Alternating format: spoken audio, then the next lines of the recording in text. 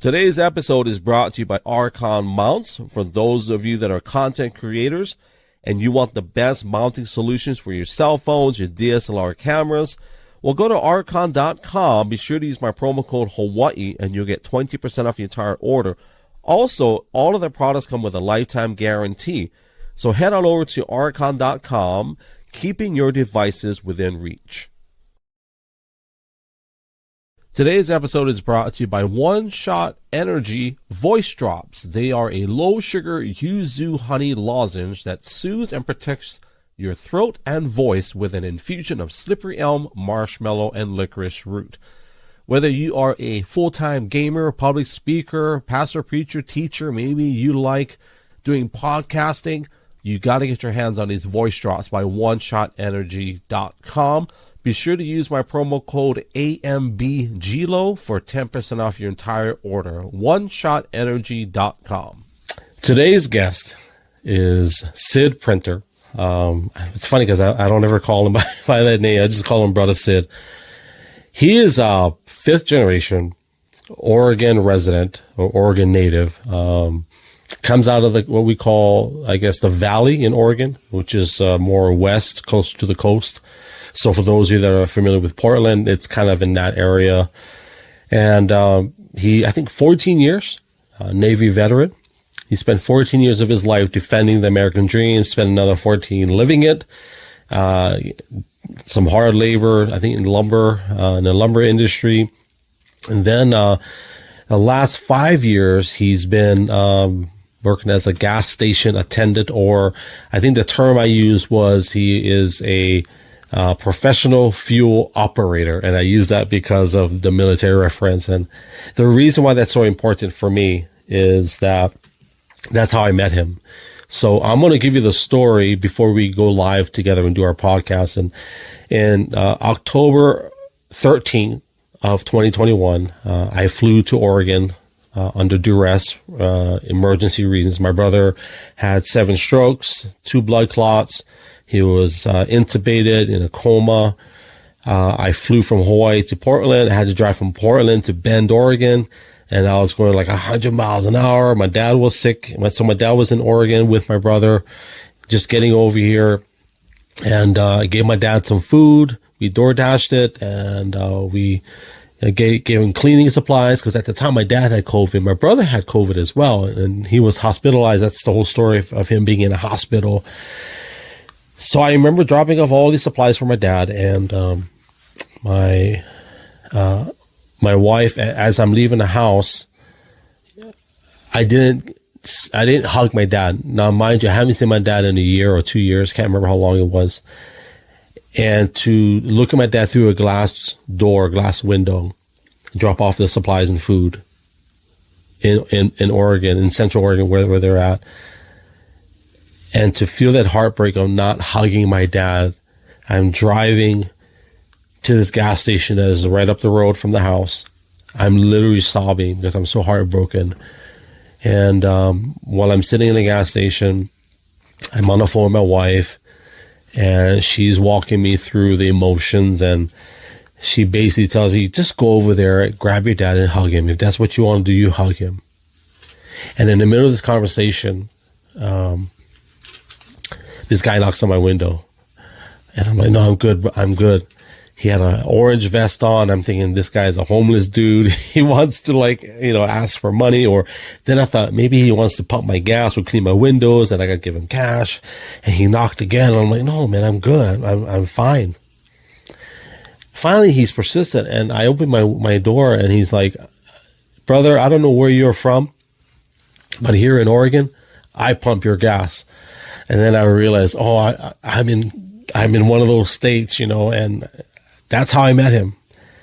And I remember apologizing and wiping my face. And I kind of mentioned something, I'm going through something. And he's like, very gracious. And so that's kind of how we met. And it's such a blessing to be able to have these relationships that started that way. And every time I would go, putting gas, he was always there. And this guy would give me samples of just chocolates that he was, I didn't know he was a chocolate, like he collects chocolate. He literally collects chocolate and eats it. And he would give me samples while I'm putting in gas, and we became friends. And that's why we're here. And I was always fascinated and blessed by this guy who was working through the pandemic when he didn't have to, technically, because during that time, people were getting money, all kinds of handouts, governmentally speaking, and especially Oregon. We'll talk about that in this podcast, but so that's where we are. And I'm blessed. I'm excited to just have this conversation with Sid the Gas Man.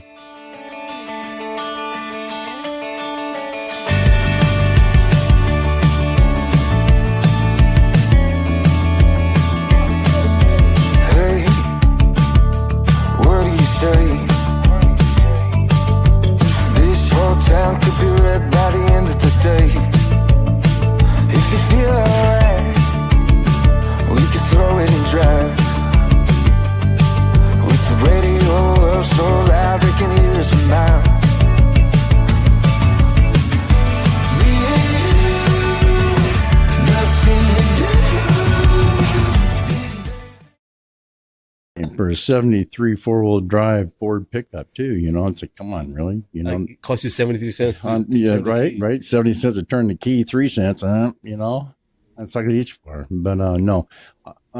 So when I saw you, and I'm like, man, this guy needs help. It's like, what's going on here? So I'm thinking, I have people pull in like that, and they've just been through some kind of a domestic problem or whatever. They're broke, and I got to get out of here. I got 30 cents or $1. I need to, I just need to go, but that's all I have. And go here's $20, go someplace safe, especially the girls. So in the video I played, I said, what I remember, I remember you said, I don't know where you're from, but here in Oregon, I pump your gas. That's what I remember here. I don't know if it was correct or not, but that's when I'm like, oh shoot, I gotta get out of my planet where I'm, but I will tell you this publicly now that we're in front of people, but thank you. Oh man. Like legit. You bet. Oh, what's funny is that who can say they became friends with the gas man, right? I always say the gas man. I know there's a lot more layers too, but I want to say thank you. I really appreciate you doing that. Just, you have no idea that you ministered to me that day without even realizing it. Wow. Yeah. And you're not even a pastor. Isn't that funny? I know it. It's like, that's really strange. Yeah. I mean, I'm preaching all the time. Yep. You think I was everybody I preached to, Well, you definitely touched my heart that day. That's for sure. Well, I'm glad to hear that. I mean, having a dark chocolate probably helped too, nothing goes wrong with dark chocolate. So what's up with the dark chocolates? Oh, I'm telling you, dark chocolate. Well, I love health. Okay. I'm kind of like into the health thing. I do my own fire ciders, and I do my own oregano oil and keep my immune system up. Well, dark chocolate, of course, antioxidant, excellent for your health. So, and that's what I'm about. I'm about trying to help people, so if a little piece of dark chocolate is going to put a smile on your face, I'll definitely about that, But what's crazy is that whenever you pull up to put in gas, right, I already knew I would get like a sample, right? Which I was like, I ain't gonna lie. At first, I'm like, I don't know, this is kind of weird, right? Oh yeah. Oh, I get the weird looks. But what's crazy in this town? They're super friendly. So when I first came down that hill, and I'm like, Lord Jesus, this town is not gonna like me at all. They're gonna stop. And they're going to turn around and we don't like your kind. And that's what I... Sure.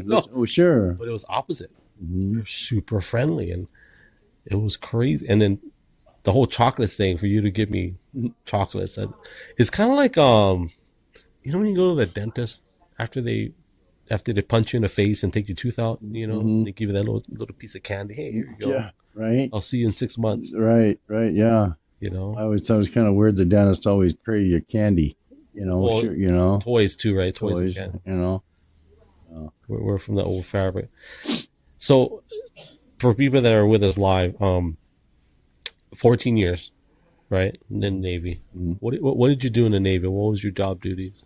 Well, my first 4 years, I was a jet mechanic, and that made me basically, I was a plane captain for F-14s aboard USS Kitty Hawk. Ooh. And I did that for 4 years. And then I came out and I went to the Air Force. I wanted to try, because they had better stations overseas, and that's what I wanted to go do.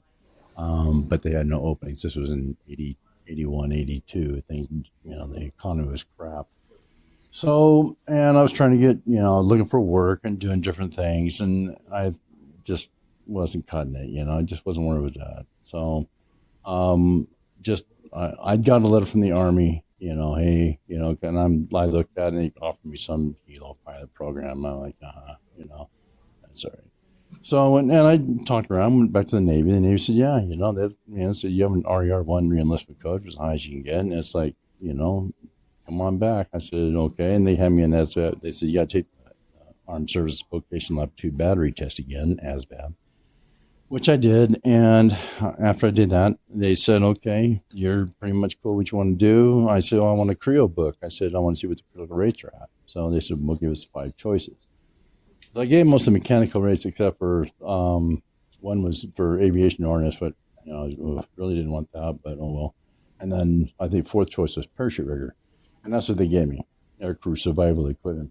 So that was cool duty. I met, that was great. I mean, I went from having to be on the flight deck and the wind, the rain, the snow, whatever. And, well, it wasn't snow. I was mostly on Indian Ocean, so it was just hot.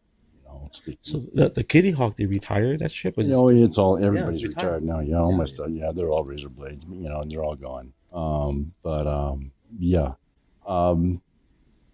It was great. It was good duty. My first enlistment was great. 79 to 81 was or 77 to 80 was really cool. I had a lot of great people, met a lot of people from around the world.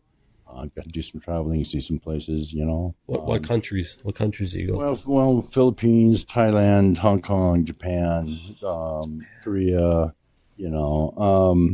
yeah, Japan actually was the worst part. I mean, it's like there was one street open to American sailors at that time, and it was like, one bar, an arcade center.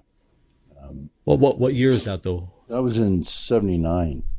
Well, I'm guessing some of that old generation is still alive that when we bombed the heck out of them, right? Well, probably. I mean, it's like we were on the Kitty Hawk, so of course we were conventional. So it's like we could get a little bit closer than most people, but in Japan we couldn't. I mean, we still had to. Was it Osaka at the time? Mm-hmm. Yeah, Osaka, and still today, Osaka is I think the largest base. Yeah.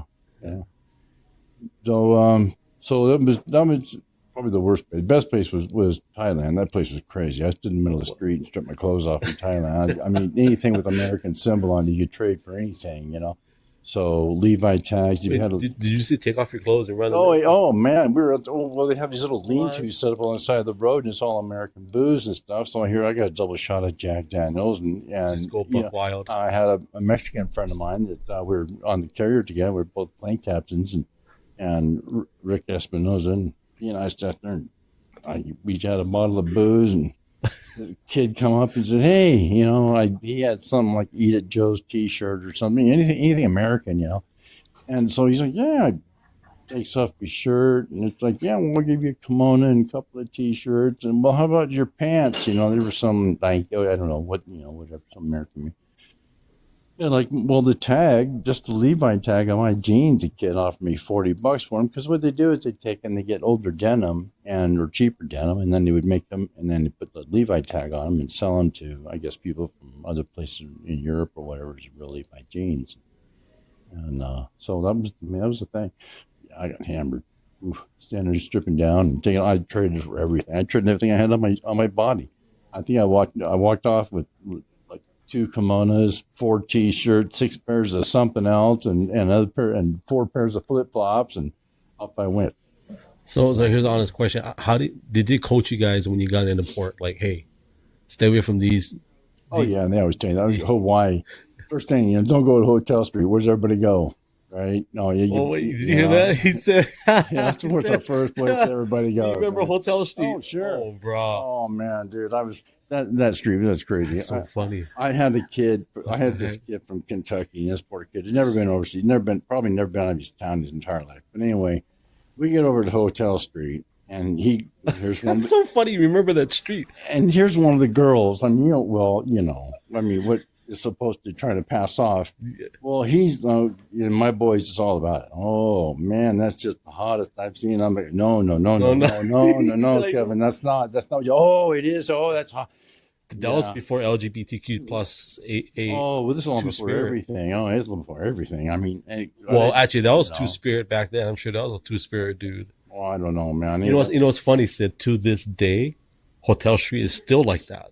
Like I don't even take my own family. Like maybe on the edges of Hotel Street where it meets up with the main road, but that one quarter, and they're trying to clean it up, but they can't. It's just there's something there that resides there spiritually, first of all. But that's funny that you remember Hotel Street. And I mean, when you go to a place like that with somebody who's never been to anything like that before their entire life, and they go upstairs to, have a little time, and all of a sudden here they come flying down the stairs, screaming and throwing their pants on and their boots at the same time coming down the stairs. Now, you don't forget that. You don't forget someone doing that. I mean, that's talent, You come downstairs, put your pants on and your boots at the same time. I'll tell you what, that's some talent, boy. That boy was white as a sheet. Well, my thing is, why would you go upstairs in the first place? Like, okay, this isn't. But hey, here's a funny story. And I want to go back to Thailand, but so in that area, this is a place called we call it the Poly Highway, and there's this Longs. I don't know if you remember Longs. It was like a department store. Well, they have this one driveway, and you got to drive down this driveway before you get to the store. And you got all these. I guess in Thailand they call them lady boys. Mm-hmm. Hawaii we just call them mahus, but they wear short skirts, and I know they're not attractive. But anybody that doesn't know, wow, these girls are exotic, but right. And they're standing, and you got to pass through this corridor, and just a bunch of them. And my windows are down, and you would think high heels, short skirt, makeup, long hair, and as soon as I pass by, they literally go, "What's up, brother? No doubt. You like one date?" I'm like, "No, bro, I'm good, thank you. I appreciate the offer, but I think I'm good. I'll pass on that, Right. But I think it's funny you bring up Hotel Street. So in Thailand, so you prefer Thailand over Osaka? Yeah, I mean, as far as places to go, I mean, it was a lot more things to do. Yeah. I mean, parasailing, bar hopping, a lot more. It was just a more relaxed atmosphere. Whereas Japan, it just wasn't there. Like I say, we got there. It was just there was one street open. It was like there was really nothing on that street for Americans. I think culturally, Japan, and just in general, of all the countries over there, I think Japan is still the most traditional, reserved. Mm-hmm. I would think so too. Yeah. The guys that I knew that were stationed there, I had a friend that I met on Diego Garcia when I was there. He had just spent 4 years. He was a radioman, Black Shoe. And he said, yeah, it takes about 2 years, 3 years for him to, kind of get to know you a little bit. And if you're a decent person or not, And then he goes, man, they just beat the shirt off their back. They're so nice to you. Once they find out you're a decent human being, So, and that's what a lot of people are finding out now with Trump being elected this trip, all these people threatening to get out of America. We're getting out. Well, it's like there's a lot of countries like, well, don't come here. Or if you come here, you're going to be held to our standards, So, I mean, you got to figure that a lot of people have already left to go overseas in the past. There's a lot of people living in Belize or whatever in different countries, and a lot of countries aren't happy with it.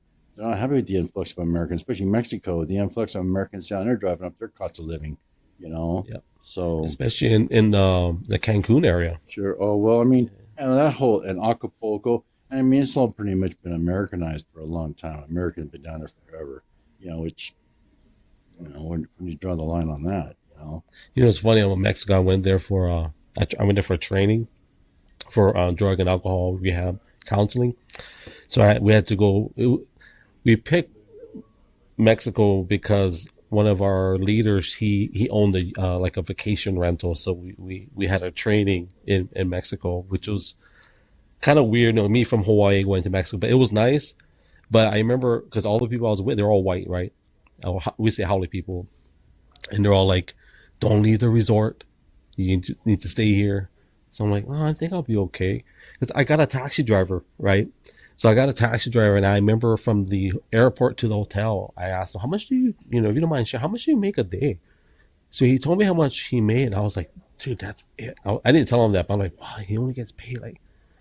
So I just felt upon my heart just to bless him, right? So I said, "Hey, if I pay you like double what you get every day, would you be my driver just for a few days?"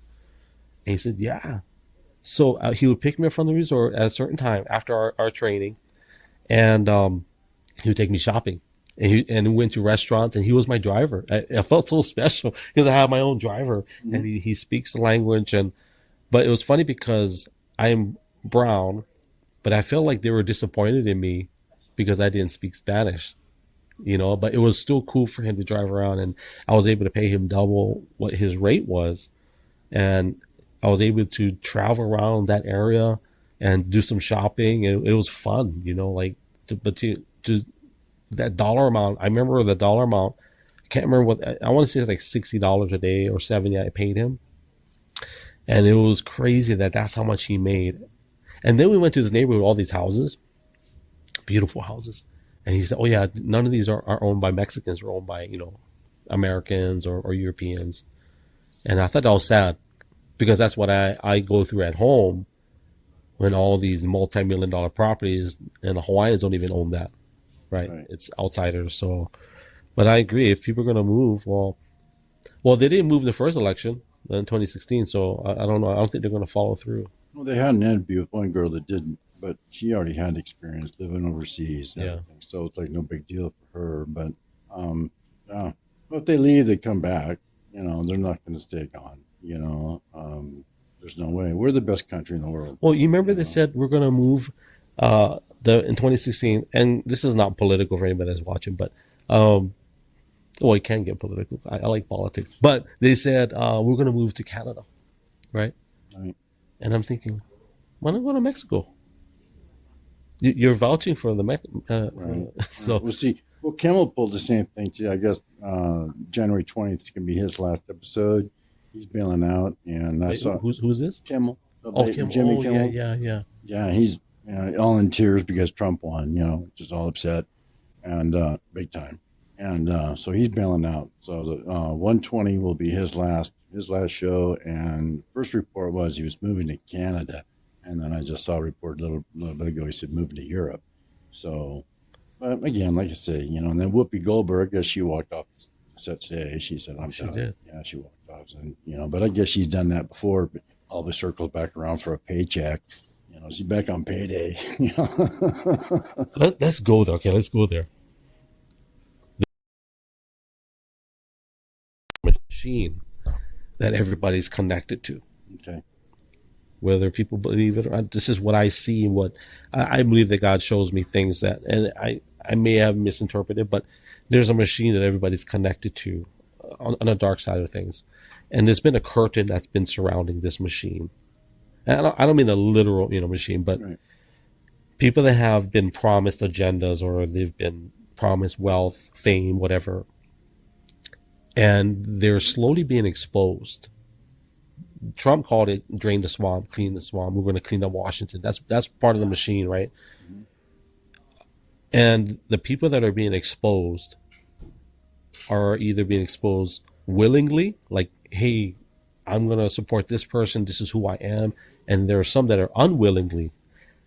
That is your Harvey Weinsteins. That's your P. Diddy's. That's your Jeffrey Epstein with Epstein Island. That's your Kevin Spacey. All these people that are being exposed for their filth. I feel like their time is up. And if you want to go further into the machine, you look at Whitney Houston, Michael Jackson, Prince. I'm not saying they were, but it seems to connect for me, right? They're all promised or connected to this, and now your time's up. Yeah. And I wonder if Kimmel, Whoopi, all these people are connected to the same machine, and they're like, okay, we can't live like this because now we're going to be exposed. Mm-hmm. I don't know. That's my thoughts. Yeah, well, I understand that, and yeah. I can kind of understand where you're coming from with this.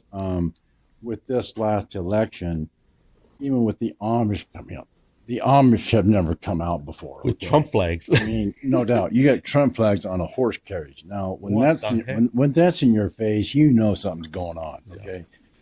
Yeah. So with those people coming forward, and with him having Barron take him and go with on the like what we're doing here. This is your new media right here. Yeah. Okay. This is where it's at. So this right here is what put Trump over the top also. It put him face to face with Byron, his son's Gen Z generation and people like that. In general, people are, I mean, now they've come out and said, well, gee, maybe 2020 was rigged. You think after this election and what they went through in Pennsylvania and what it took for the poll watchers to be there and lawyers to stand there and say, okay, well, if you do this, here's what I'm going to do. Really, it comes down to that. It comes down to lawyers and people like that to make sure we have, sane elections. But this election, it's because of God. It truly is. God saved Trump's life twice. And he acknowledged that. Yeah. I was hoping he would be more, and it's just my personal, I was hoping he'd be a little bit more definitive on saying, like he did say, I believe, and I don't know where he's at, but I wish he would say, you know what, hey, God saved my life. Moving forward, this is what we're going to do. He did come out yesterday, the day before it, and came out with a crazy plan, and people are getting triggered beyond measure with which I believe. I don't know if he'll be able to do it, but I hope he can. I mean, he's not stupid. And it's like he's surrounded by people that can do a lot of amazing things. He has a lot of geniuses around him. I mean, look at Elon Musk. And I mean, you start putting people around you like that, they can make decisions and make things happen. It's like, yeah, your life is pretty easy. And the people in general, you, me, everybody, I think the majority of people, all those, that aren't shaving our head and being weird, all understand and all agree that this is the best thing that can happen. And now we know who to hold accountable. All three houses, or all three, is taken. House, Senate, it's all there. So judicial, like, technically, yeah. I think we have, I haven't done the math, but I think it is in his favor, the judicial. I think so too. Yeah. I think so. But I mean, here we are. Here's our people. Okay. Here's who's accountable. Okay. Do you want to be one of those people? Because you're going to be accountable. I told my wife, I said, this is what I feel like Trump represents. He's like, your mom gets a divorce. She finds this amazing guy who's successful, wealthy. Maybe he's got charisma. He comes home with your mom. He starts living with you. They get married or whatever, and you hate him because everything he's doing to you are things that you're not used to or you don't like. And he tells you, don't you dare disrespect your mother. She's my wife. You're not my kids, but she's my wife. Don't you dare disrespect her. And as a stepchild or child, whatever, you're like, who are you to come in here and tell me what to do? I feel like a lot of our nation on one side is like, I'm not going to listen to you.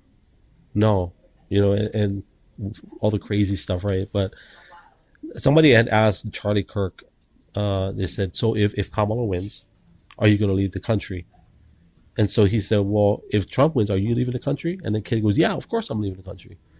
So then Charlie Kirk goes, see, that's the difference between you and me. If Trump loses and Kamala wins, I'm going to stay here. I'm going to work in my country. I'm going to fight for the next 4 years to make sure that I can make things better. I'm not going to leave and just quit because of some. And I think the funny thing about this, I love about this town. If there's any parades or protests, I rarely see people on the right side of the issue because they have to work. Mm-hmm. They can't be sitting there in the middle of the day protesting. They have to go to work. We're all at work. Yeah. Right. So, but going back to the whole, I want to go back to the machine. Whether I'm right or wrong, I do see that there's people being exposed. And I think when Trump announced yesterday or day before that he's getting rid of the Department of Education. Is that what it's called? Yeah. Right? Mm-hmm. Let the states handle it. Mm-hmm. I'm a huge fan of that because, one, it's less funding going towards the federal agency to run it. Yeah. The other thing I hope they get rid of is the FDA. Yeah, that and EPA.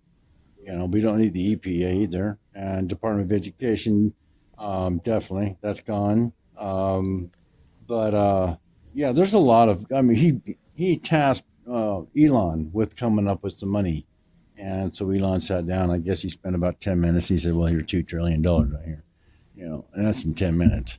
So it's like, what do you do? So Elon solved the problem. So I forget what podcast it was. They said, well, how do you propose getting rid of all these agencies? Elon said, let's just, and I'm paraphrasing because this is not verbatim, but basically let's fire them or get rid of them or give them a 1 year severance or 2 years of severance pay so they have money. Mm-hmm. Even with that much money we're going to give them, it's still better for the country knowing that we don't have that position anymore. Sure. Yeah, we can allocate the funds elsewhere. Oh yeah, I mean, it's not like we can't use those funds in other places, Yeah. Make them all farmers, I mean, something. Have them all, start growing food. That's what we need. I mean, I can't. That's the other thing too. Why would we sell all this land to China? I'm bad enough it's next door to the Air Force base, but we haven't sold that much in Oregon. Oregon's got some in very eastern, but we don't mean crap. Well, there is a huge Chinese billionaire that has land here. I'll go look it up. Yeah, I mean on the map there's a map I saw a map on the interstate who's got on the internet that's got who's got what, and Oregon we don't have crap for as far as foreign investment. The other thing I don't understand is they allow the Canadians to come here and buy property, but then they can't live on it, can't build on it, can't be on it, but you can own property. It's like, well, why is that? Because you're not a citizen of America. But no doubt, it doesn't make any sense. You sell it to them, but then they can't live on it, can't use it, but yet you're doing it to China. I don't know what China's doing with it, besides That's interesting. Buying. But that's really weird. I mean, I would rather let the Canadian live on it than some Chinese guy. I mean, nothing against Chinese guys, but at the same time, it's like, at least I know what the Canadian guy's going to do, play hockey. Play hockey and make maple syrup. That's it. Oi. Oi. We're getting in trouble for that. No. Yeah. So, I mean, I don't know. I don't understand if you're going to have stipulations on one, why not on the other? Yeah. It's a double standard thing that I just don't understand. Again, government. Like I said before, with what we got going on, with who's in charge, with who, the people there, we know who's running what. So we know who to point our fingers at, who to yell at when something doesn't go right, or starts to go off the rails again, Of course, I don't know how well we're going to do. We still got 2 years to go. We've got our problems here in Oregon with our blue state.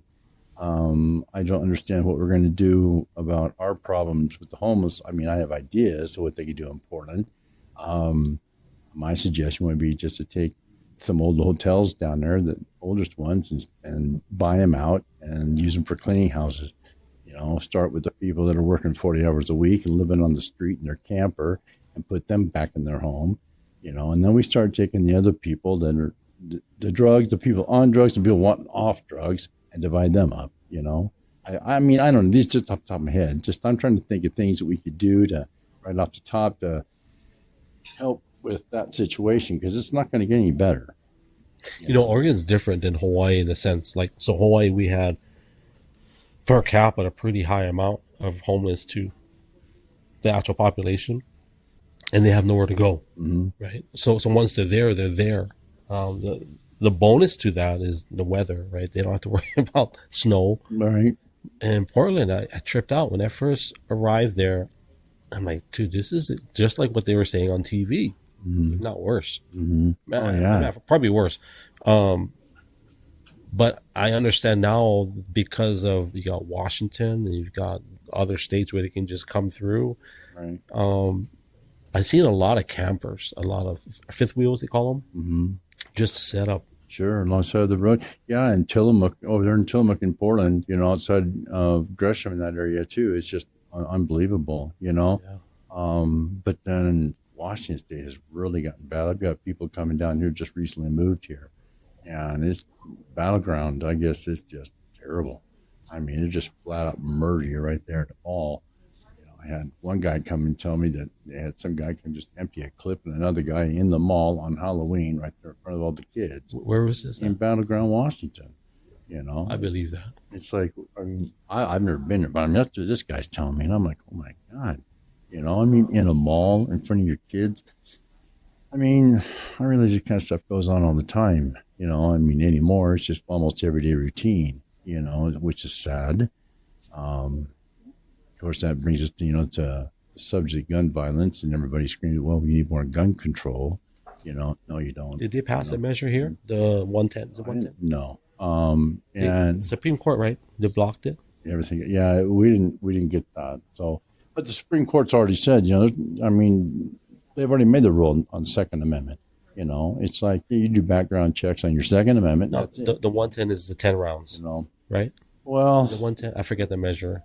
Yeah, the one because Hawaii has the same thing, but it's a different. I haven't seen on the round part. I think I know the bump stock thing. The Supreme Court voted that down. There's really nothing they can do. With the Second Amendment, it's just a waste of time. I think. Somebody told me on social media, they're like, "Why do you need more than 10 rounds?" I'm like, "Because I'm not a good shot." You're right. I don't know. It's like. Well, if you're target practicing or whatever and stuff, if you're getting proficient with with your gun, if it's a new gun, you want to use it, learn it, this kind of thing. You're going to go through 10 rounds. You're going to go through 20 rounds. I mean, you buy it to shoot. You buy it for, especially if it's for target shooting. To me, that law, first of all, it's silly because it's not necessarily just about the rounds or gun violence. It's about control. Sure it is. Yeah, exactly. Because in a home invasion, first of all, anybody that's a family man, I don't think they want to go around clearing rooms with a handgun. They want to either a rifle, shotgun, corner, hole up, and you come to me. Mm-hmm. I'm not going to jeopardize my life. Now, of course, if you got kids or in other rooms, then of course you want to have something where it's close to the body. So, but they're not regulating shotguns, nope, or rifles. Mm-hmm. Hunting rifles, the bullets are much bigger. Sure. So it's not about the bullet. It's about control. Yep. It's too bad. There's too many other things we need to focus on besides taking away more rights from people and or infringing and or. Well, remember the shooting in Bend, mm-hmm. and I remember, it's sad and very unfortunate what happened to I think it was a meat cutter. Mm-hmm. I think 2 people died. Mm-hmm. That would never have happened in this town. Right. He would have been shot in the parking lot. I think he would have gotten maybe 2 or 3 rounds off.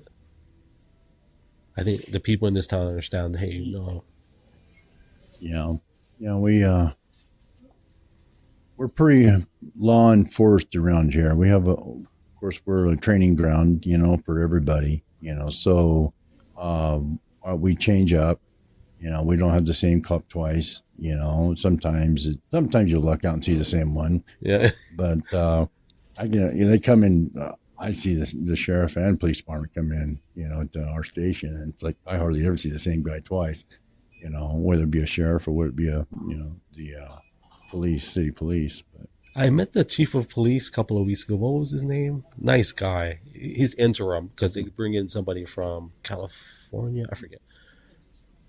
San Francisco, really? San Francisco. Well, anyways, yeah, I'm a nice guy. And somebody mentioned to me a few months ago about where he's from. He said that he was disappointed in the police in their response time, and he said that they should do better because they're the first line of defense. And I'm like, maybe for you, but I think where we live, the police, they're called after we've handled the situation. Yeah. Hey, I need you to come and clean this up legally. Yeah, bring the body back. So the police. Don't say I said that. Yeah. Yeah, it's cool. For the most part, we don't have a lot of crime here. which I don't understand why you have that 10-story Justice Building here, though. I haven't figured that part It's out. nice, And, though. I'll bet it is. I don't want to go inside. What is it? Like the ground floor is the office, and the 9 floors of jail space. I think. Yeah, so if you get convicted, here you go. Right there. Yeah. Yeah, here's the elevator to the top floor, I won't say his name, but I know a judge very well. I'm so tempted to say his name publicly. I won't say. But yeah, the old courthouses, I spent a lot of time in that courthouse. So the past couple of years. So, huh? Shane Wilson is not the judge, the sheriff, not sheriff, the chief of police. Shane Wilson, great guy. I'm gonna say him publicly. Great guy. We were at a what do you call those things? Food fair. What do you call those things? I can't remember. Like when you have booths, people sell food, and you've got events. Yeah, you can pull anything. I mean, yeah, but what do you call those? I can't even think. Farmers market. Oh, there we go. Yeah. Oh, the one you're. Oh, okay. What? When you're at the produce department, not. Yeah, just that like one. Yeah. Oh, yeah. So I met the chief of police there, and we were our booths are right next to each other, and I see him looking, and I'm looking, and we're kind of side eye. You know how you side eye? Side eye. Right. Fine is, you know what? So I got some the windows blowing, and we helped anchor his tent, and I guess he wanted me to talk to him, and I wanted him to talk because I love cops for various reasons. I like to know what. Because I know their life sucks sometimes, especially dealing with the public, always getting lied to, and I like to have conversation. We finally said hello, right? And he says, "Oh, you're from Hawaii?" I said, "Yeah." He says, "Me and my wife got married in Hawaii." I said, "Oh, and then we just started talking. And good people, man. He's, I for whatever reason in our nation, for people to say that they don't support the police and whatever they say, F the police, like. Yeah, that's what you say until you need them. Right. That's exactly right. When there's an emergency, who you calling? Yeah. Ain't no Ghostbuster. It's like you're calling the man in blue with the gun to come save you, and you're praying. And if you're an atheist, it's even worse because you're praying to God he gets there. And you just but yeah, the whole defund the police and get rid of ICE and that kind of thing. No, I mean that just doesn't make any sense, and especially now with what you've got going on in Colorado, what you got going on in Ohio. I mean, you don't need that coming to a town near you. I think they were testing the waters here at the election. That's what I think. I think they were testing it because, so on, when was the election? The 5th, right? Right. So from the 4th, 5th, and 6th, they had mobilized the National Guard to Washington and Oregon. And we all know that's Seattle and Portland. But I think I almost feel like they're either somebody knew something. Maybe they're going to test the waters if they would be able to, Yeah, you don't know what to expect and that kind of thing. It's like, and when you bring in the National Guard, nothing else, but all it's going to do is put the already freaked out even more freaked, and they can, not that it creates a problem, but it can. So far, it hasn't. So far, I mean, but Portland being BLM and Antifa ground zero, you don't know. And so, yeah, you kind of have to be prepared for that. No, you're from I went to school. Yeah, I'm David Douglas. Yeah, I graduated David Douglas in 1977. So when you say you're from the Valley, is that technically Portland? Yeah. Willamette Valley is basically from Tillamook down to Eugene. Right. I mean, inland, a little bit. So, I mean, the main pack, Pacific Northwest, is really up Washington State. Yeah, that's really Pacific Northwest up there, but it kind of bleeds over to Portland area. We get the same weather, rain. So I feel bad for the people in that area because if I tell my family back home, or maybe even people that are watching or listening, when we say Portland, they don't know like Beaverton and Tiger, all the small towns. They just assume that's all Portland. Well, pretty much. I mean, Portland controls all of it. I mean, and Portland and Salem pretty much control all the voting in the state too, and that's why you have, that's true. And since we've had nothing but mail-in ballots since 1976, we've managed to have nothing but Democrat leaders, and it's like I don't understand that. Other than what can you say? Well, we have, like right now, we have a super majority Democrat party now in charge and super I think they were just a little bit over. Oregon and Hawaii were very similar in the turnout this year in this election. Okay. There was a lot more Republican voting, but still not enough. Well, half the state didn't vote. According to what my daughter was saying, she was watching on the computer and stuff, and about half the state of Oregon didn't vote. So if you don't vote, you get what you get. Yeah. Okay, and I'm sorry. And they keep trying to come up with different ways of doing it. Okay, so, well, should we make it a holiday, or should we make it the next day be a holiday? Yeah, I think it should be a holiday. I think public transportation should be free. I think everybody on voting day should be given the opportunity to get on a bus or whatever, or public. You got enough, cabs and taxis and people, get to a courthouse. I mean, we have to go back, in my personal opinion, we just need to go back to your precinct card, your voter ID. You go to your courthouse, you get your county judge standing there behind the county clerk. You're giving your ballot. You go in the little room there, or your booth there. You fill it out, you bring it in, and you drop it in that box right there. You see it, okay? Get your little I voted sticker, and, there you are. Yeah. Everybody, there's no, like right now, aren't we still waiting? We're waiting until Thanksgiving for somebody to have theirs counted out. I think I heard. It would be California or Arizona. I think Arizona counted all of them. I honestly don't know. Well, Arizona's really catching now because Carrie Lake lost too, man. I mean, they're screaming for a recount on that. How did she lose 2 elections in a row? Oh, I don't know. That poor lady. I really feel sorry for her. She really put it out there. But the guy that beat her, again, there needs to be an investigation on that part. Because with Arizona, the area that is in contest, my understanding from what I'm being told, is quite the high crime area. It's quite of all the places in Arizona, whatever that one corner is. Like I said, I don't know, I've never been there, but I guess the one that he's got control of is like where the main. Because Arizona comes down to literally just a few counties. Yeah, pretty much. And is it the Cochise County? Is that the worst one of or the most? Well, I don't know. I tell you what, Carrie Lake's fault, her fault, where she messed up. She didn't go to Haiti, grab some people, and put them in those towns. Is that what you think it is? Huh? She should have grabbed some Haitians and put them in those counties. Right. Just grab about 50,000 of them, set them up. There you go. Well, it's like, I don't know if they have enough lizards or. I don't know if that works. So I'm just doing a disclaimer. I don't condone cheating, but I'm just saying she could have.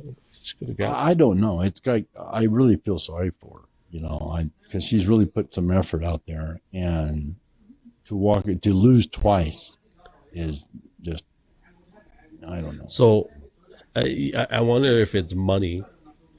It can't be money because. On which side though? Well, for example, Kamala Harris in August, they raised $500 million, plus she really had a war chest of $200 million, whatever it was. My thinking is obviously it's not the money, because what Trump did was he got all the swing states with, I would say, about half of the money, or a lot less than half the money what they spend. My concern too is that when I think about, so I'm not sure if you ever had a bill collector. You ever had a bill collector call you? Sure. They demand the money. Oh, yeah. Right? And you're on the phone, and they're like, well, when can we expect your payment? I'm like, you can expect it anytime you want. You're not going to get it because I don't have the money. Right. That's for $1,000 bill. Mm-hmm. I wonder what Kamala Harris's obligation is to that $500 million. That's only a couple months ago. Well, we'll see what she's behind. What, $50 million in the hole? She created $1 billion in donations, and she blew right through it. Now she's $50 million in the hole, and has to pay that back. I mean, she had to pay celebrities. So here's a question for anybody that's listening and watching: how do you pay that back? I mean, it's like I guess you would play McDonald's. You cut your wrist, make a blood patch. That's how I think. Huh? Oh my God! Well, I mean, okay. Well, $50 million, and you can't dump enough blood at your body to cover that, man. It's like you got to come up with something else. I mean, $50 million in the hole for your campaign. Well, look at Biden. Okay, look at Biden. He's oh man, that poor guy.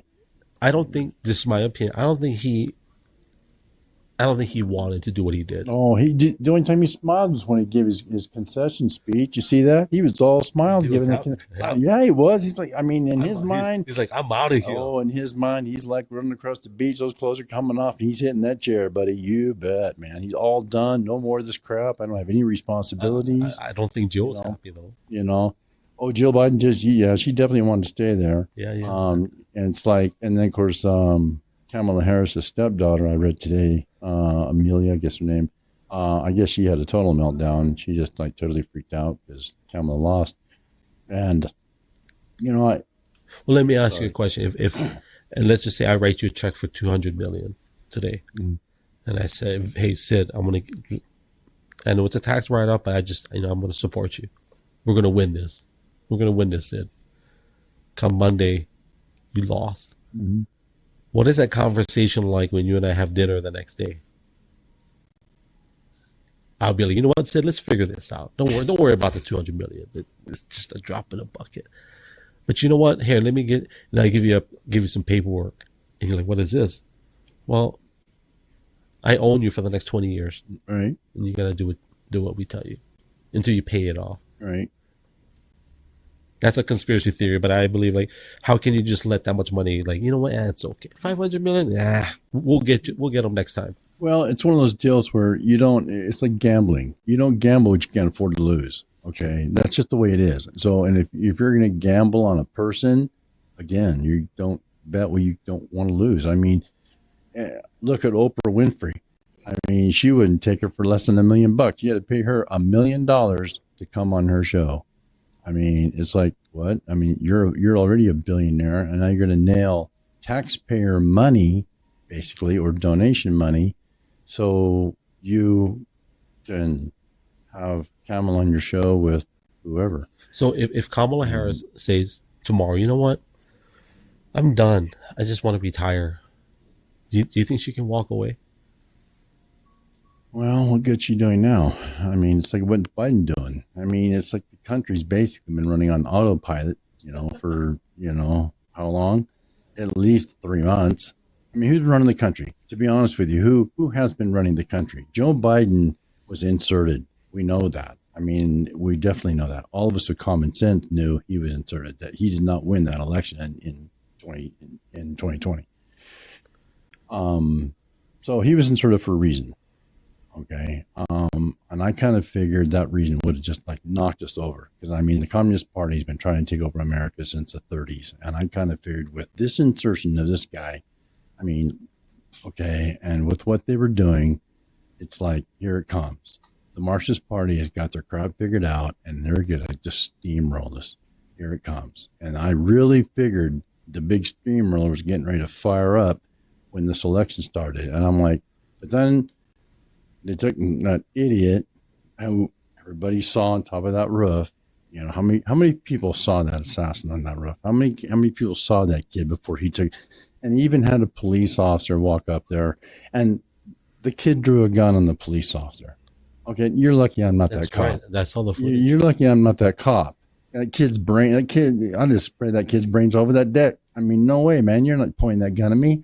I mean, that's one where the cop, he fell. Well, he jumped off the. Oh, whatever. Climbed down, got away. Yeah, I mean, he did not do his job. He did not do the job as a police officer. And so, I mean, that's what I call the machine. We're talking about. Yeah, that's what I'm saying. Yeah, and and all the paperwork and everything, all the concern, they can't get the paperwork. They Judicial Watch is trying to get the paperwork on that, on all the information on the assassin. Who's behind it? How come all this slid through? How come there's, and nothing's coming out of it. Do you know who Laura Trump is? I think she's his daughter-in-law. She did an interview recently and I put clips of it on social media, and she shared a story where in 2015, I think it's 2015, Donald Trump sat down with his family at dinner and told them, hey, I think it's time for me to run. And he said, here's the thing. If I run, I'm running to win it. And he says, the only way we're going to win it is we're going to have to expose the corruption And if we're going to call the people that need to be called out, we're going to call everybody out. This is what I'm talking about, uncovering the machine. And he said, the only problem with that, if I do this and I want to, you guys have to be on board with me. Because if not, they're going to come after me and they're going to come after you and they won't stop. Well, we'll see what happens. I mean, and he called it back in 2015. They haven't stopped. They haven't. They have not stopped at all, you know, and because they're afraid of him because he's going to expose the truth, or he at least has the ability to expose the truth. And willing to. And he's willing to do it, you know, and that's what's nice, you know, because we need it. The people are entitled to it, you know. Our taxes are, you know, we're extorted every 2 weeks for money, you know. And it's like, come on. So how many times do they tax our dollar? Let's do the math. Oh man! When you make it, when you spend it, what about when you invest it? You get taxed a little bit on that, depending on what type of investment. If whatever profit you make, you got to pay taxes on that. Yeah, you know, after they already taxed you in the beginning when you got it. Well, then if you and you collect unemployment, how many times again you pay taxes on that money, but then so you collect it, but then you got to pay taxes on it again, at the end of the year, so you're paying probably taxes on the same nickel about 4 times. That's why getting rid of the federal tax system, if he gets rid of that federal tax, they were supposed to get rid of it after World War II anyway. They, of course, government greed, and women, they didn't pay taxes until 1974. Before that, and I always thought my dad really lost. I mean, my mom was a school teacher, and she was bringing in $500 a month. It's like, I think to my dad, like, gee, you should have just pocketed that, put that in the bank, because he was a school teacher too. It was 74 that they started taxing women? In 74, they started taxing women. I think around there. And so it's like, yeah, so she, So your mom teaching $500 a month? Yeah, right. Yeah, I think it's about that. I mean, I never asked that. We'll do the math. We can figure math, but yeah, and my dad was a teacher, and plus then he drove truck. He was a truck driver at night. And but so between two of them, they made. I didn't know your parents were teachers. That's funny because my dad and my mom taught. And matter of fact, I'm going to do a podcast with my Auntie Linda. I'm going to look at the camera, Auntie Linda. I'm doing a podcast with you. She's been a teacher for 40 years. There are a lot of teachers in my family. I didn't know that about you. Oh man, I come from a whole family. My sister Lexi in town's an ex-teacher from Cook County. She used to be the French teacher here at Cook County. She was also the coordinator for the Miss Cook County and the Prineville Miss Cook County pageant back in the day. So yeah, that's funny. Yeah, she. Like I said, both my parents. My mom taught school. She started in 52, and she retired from teaching school full time in 74, I do believe, and then she went to doing extracurricular activity instruction for Mountain Community. So people would ask her what she'd just done a flyer to the community, ask people what they wanted to know, and they, what they wanted to learn, potting or woodworking or whatever it was, and she'd find an instructor and set it all up, and there you were. That was her job. She loved it. And that was cool. And so, how long have you been here? I've been in Prineville for 30 years. So that's why you're the OG. You're the guy. Because was it Diane when Prineville Produce? I think is it Diane? She ran the whole event. Her husband. Oh yeah. Is it Diane? Yeah. D. Yeah. So I remember I said, "Hey D, I want you to meet Sid, my friend." So she looked at you and you guys looked at each other. I know her. I'm like, wait, okay, yeah, well, I'm sure then. But sure. Yeah, that's why you're the guy. 30 years. So we gotta promise people the gas because I say, hey, this is the gas man. So why, after all the work you did with the lumber or the wood industry, and go to gas? Was it just to provide income, make money, or? Yeah, at the time, well, I was paying child support at the time when, for 18 years, my whole 18 years I worked at Clearpine, I paid half my gross income in child support. So the economy, of course, took crap, and I lost that job and kind of bounced from there. Just looking at wildland firefighting for the first time when I was 52 years of age. Yeah, that was a lot of fun. Was that fun for your lungs? Oh no! I mean, it's like it was my lungs, my feet, man, my feet. I was like, oh my god, of course, breaking in new boots and whole 9 yards, and out there in the fire line. Of course, I was worked for Pat Rick out of Redmond, and they're a containment crew, so we did a lot of walking, and so new boot. But I mean, it was cool. I met some good people, and it was a different experience and stuff, and then.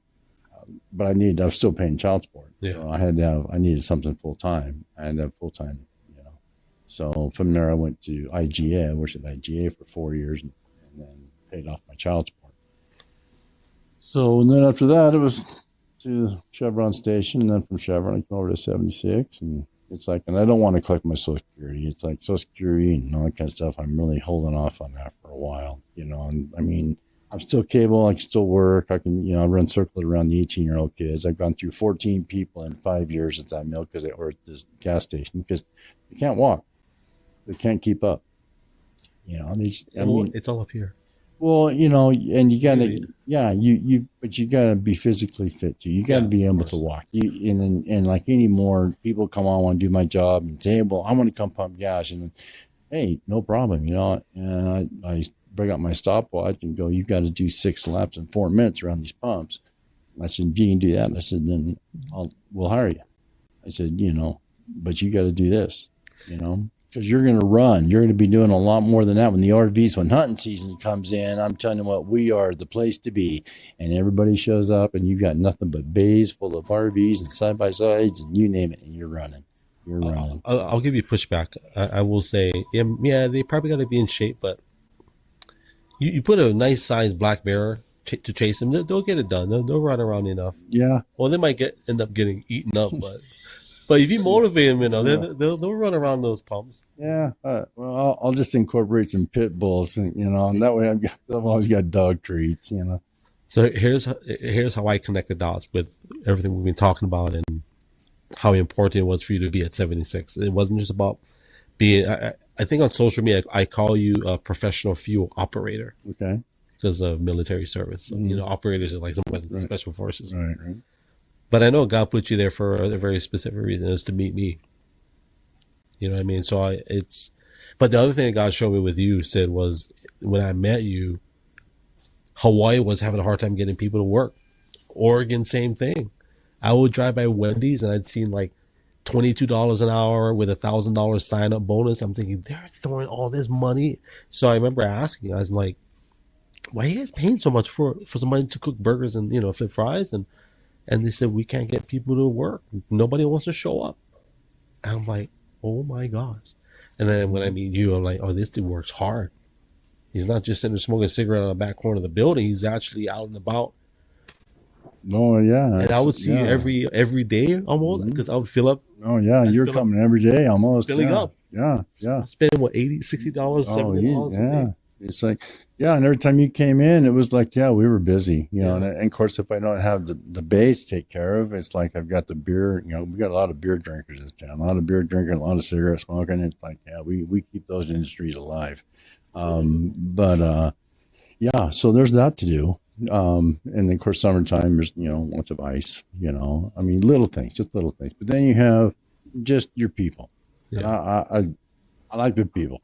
My people in Prineville are pretty decent. They got some decent dogs. They take care of their dogs, and I'm really happy with that. I'm real pleased with that.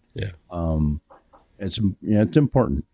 And I kind of made a fool of myself a couple of times, with like in the summertime, not realizing, you have air conditioning in your car, and I see a dog in your car and the windows are rolled up, but the motor's running, even though it's sitting in my bay, and that's not supposed to be like that, but you got a dog inside there, it's like, okay, I'll let that slide. But I've seen that. I mean, I've seen a dog locked up in a car, and some of these cars are so quiet, you can't even hear them running, and it's like, I'm thinking a dog's locked up in a hot car, and I'm like, whoa, I go find the owner. Hey, I said, no, it's okay. The car's running. Air conditioner's on.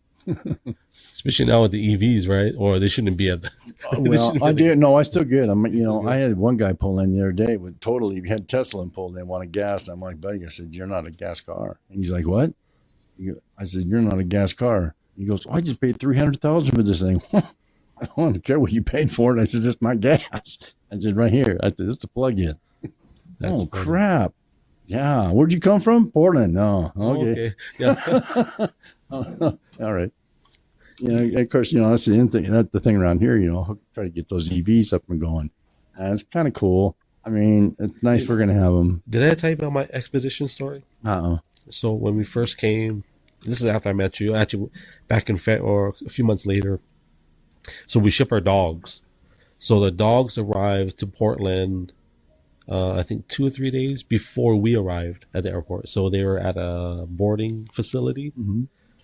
And the only car that they had that would fit the dogs and everything, my wife, they had a rental, and then I had a really nice expedition, like luxury edition, looked really nice, So I put the dogs, get in there, and we come to Prineville.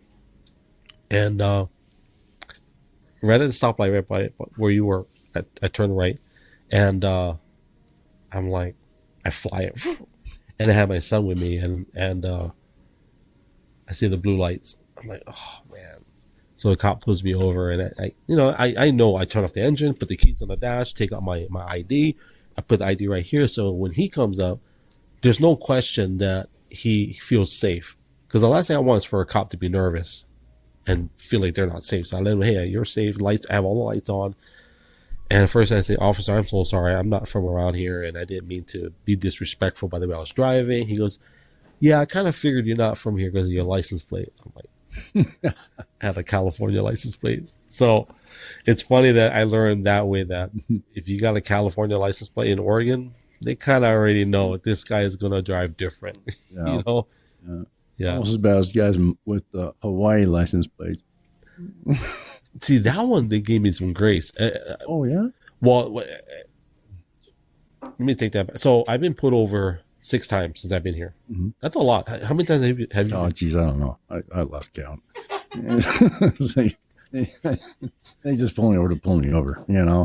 That's what I mean. Well, see, I know it's not racial because they can't see me in the dark. So to them, it's like, right. Well, I got put over. I got put over in an Explorer, put over in a Subaru, in a Ford Expedition, for various reasons. But I've been put over 6 times in the past 2 years. Mm-hmm. Never got one ticket. Right. But I will say that I don't know where I was going with it. We were talking about the license plates. But yeah, I've been put over so many times, and the cops have been, and I've been gracious. Every cop, I always give them my ID. I don't even, I'm not going to be one of those guys and say, I don't talk to. Right. I don't talk. No. Yeah, start flipping them. Yeah, because, people don't understand why they have a problem with the police. Well, you start flipping them crap, you're going to have problems. Well, I had dash cams and, I got multiple devices that can vouch for me anyway, so I'm not worried. But one cop pulled me over and he said that I ran a red light. This is in Prineville. And I said, you know what? I don't typically run red lights, and I said, I can pull my, my camera and check it. And he's, no, you're good. So sometimes I feel like they can find something, they'll go with it, right? But, well, I think the last time they wanted to pull me over, I was going through, I didn't speed up. I was doing 25 miles an hour through town, and my front end hit the crosswalk as the light turned yellow. Well, I didn't stop. I just kept on going. Well, I guess the sheriff kind of thought maybe I should have slammed on my brakes or something because he followed me all the way home. He didn't light me up, but he followed me all the way home. But I didn't speed up. So, and I'm thinking, well, I'm fine. I'm not speeding. I didn't go fast to get away from the yellow light, so, but I guess he felt so how does it work? So in Hawaii, like where we live, we have, so Hawaii population is 1/4 of Oregon. Right. But where we live, it's like 1 million people. We have 1 million people all in one zone. Oh my God. So we have just in that area about 2,200 police officers. That's just the city police that serve that 1 million people. Here I know is you got sheriffs, highway patrol, you got Prineville City Police. Who else you got? Well, that's what you got for Mart, and then other than that, you got your trainers. Because we do training for FBI, the SWAT teams, whatever. They just rotate people in for training and stuff, or at least they used to. I'm assuming they still do because but yeah, state police, we got them all. We got the state, we got county, and your city. So you got the highway patrol, and then you got troopers. Are they the same? State troopers. State troopers. Yeah, he's everything. He's everything. He's mostly highway patrol, mostly on the freeway and stuff. Theoretically, your city police are around town, inside city limits. Your sheriff is outside city limits. But because of personnel and lack of and whatever, they all kind of back each other up. Yeah, so, yeah. But I mean, as far as breakdown goes, city is city and county is county, and then stater is wherever they need to be. But most of them are on the interstate, on the highways. I'm super grateful to the Deschutes County sheriffs. We were in Lapine. Mm-hmm. Lapine. Paulina Lake. Mm-hmm. Off grid. There's nothing. Yeah. I don't even know if they have satellite. I'm sure they do. But so my daughter, we had to call the ambulance. Well, there was no coverage. Mm-hmm. We were flying it down that hill, that mountain, just to get a signal. Mm-hmm. My daughter was like limp. Right. No response. And the sheriffs and I think Bureau of Land Management, they have a law enforcement division. Mm-hmm. They were racing up the hill. That when I was listening to them talk, they were like, "Man, yeah, I saw you. Your car was leaning," and they were laughing because they I know they're having fun, but they're doing the job. And I remember just getting emotional. I just told them, I just want to let you guys know I appreciate you. I know it seemed like fun, whatever, but the fact that they were doing it to get to my daughter, right? So the sheriffs, the Deschutes County sheriffs came, BLM law enforcement came, and the Bend Fire Rescue came. So 3 of them, and they were asking all the questions, and they were saying, we just need to double check if we need to cancel the flight light, life flight Airlink. Mm-hmm. So we told them, I think she'll be okay. And so they got on the radio and they said, oh, you know what? It's okay. They're going to pass by anyway. Police, the Deschutes County Sheriffs, BLM law enforcement, Bend Fire and Rescue, the ambulance, and the chopper came. Wow. Just because of my daughter. Right. I will never say F the police or defund the police ever. You know what I mean? It's like, they saved my daughter's life that day. That's it. And it's everyday routine for them. Yeah. Then their first response, their first one there, there's a lot of responsibility there, and it takes a special person, to volunteer to do that job, so they need to be respected, it's not going to do any good to disrespect them, it's not going to help you. It doesn't look good for anybody. It doesn't help the community, especially if there's other people around, you got to lead by example, and that's a big problem. There's just no leadership by example in so many things, and that's why we have a lot of problems that we have because, people are afraid to claim their faith in God in public. Yeah. That's another thing, so it's things like that are lacking. The change is coming, we voted for it. It was rammed down our throat for at least a year. And, we got it going on. I think now we at least got a position where we have a person that is willing to take responsibility, willing to step up and lead. And in our federal government, our state government, we got a ways to go. We got at least 2 years to go before we can go for another governor or see what's going to happen. It would be nice if our local government, our state government, Portland/Salem, could do a little more, a leadership. A little more time over here, talk to the actual people here, not go to Bend, we're not, instead of just going to Bend, I realize people are bailing out of Bend. My understanding, I guess Bend is like number 5 on the list of cities that are being bailed out on here in Oregon. And they're doing a lot of building over there. The highway's crazy. I haven't been to Bend. I don't know how long, but my understanding, I guess we have overpasses there now. Mm-hmm. It's like oh my God, an overpass. So they have the 97, and and then they built the one that goes around it. Yeah. And then we got some hot tea coming soon. That's just you want one? nuts, man. Yeah, I'll take one. Let me take a break for a second. So for anybody that's watching, thank you first and foremost. We are live on, let me see if I can memorize this. We are live on X. We are live on YouTube, Twitch, Kick, and Rumble. We're also going to be on Spotify and Apple Podcasts, so it should be fun.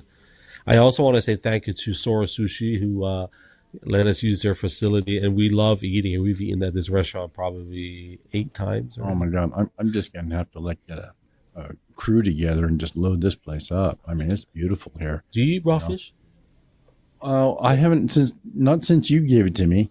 You know, you were my first person to hand me that raw fish with rice and seaweed on it. And I guess that was cooked. Oh, well, whatever that was. I mean, so be honest.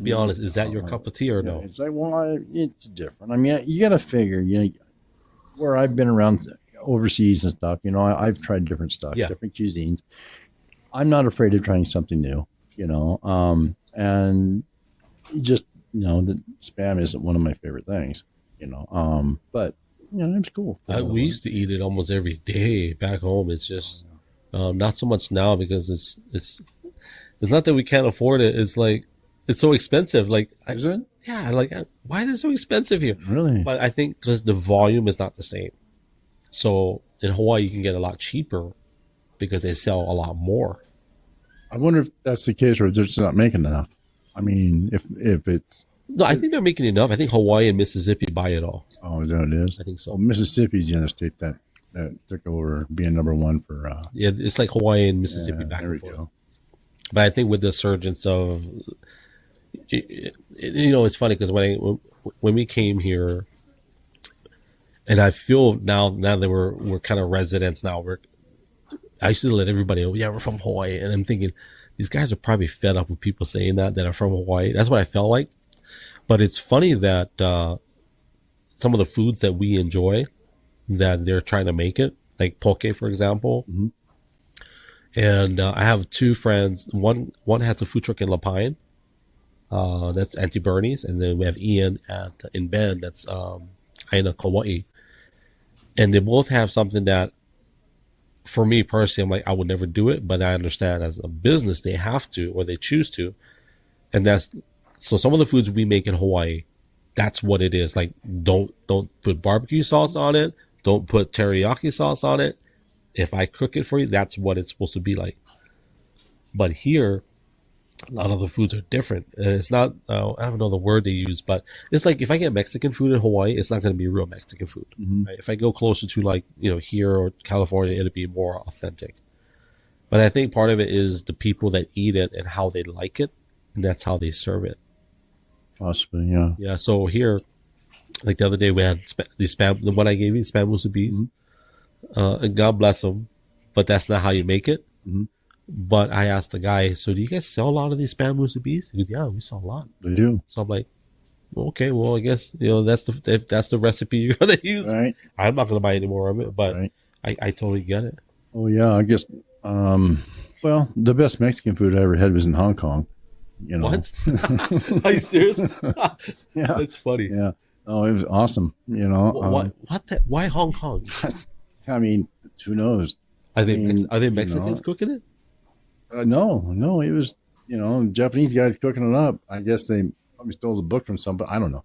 But it was good. It really was. That's funny. Mm-hmm. Maybe that was your palate. Maybe you just liked it. And then, well, of course, the one thing I'd like to see here, we have one guy that has Renegade's Barbecue there at Creekside, and he went out and bought a new truck, and he's going to do chicken.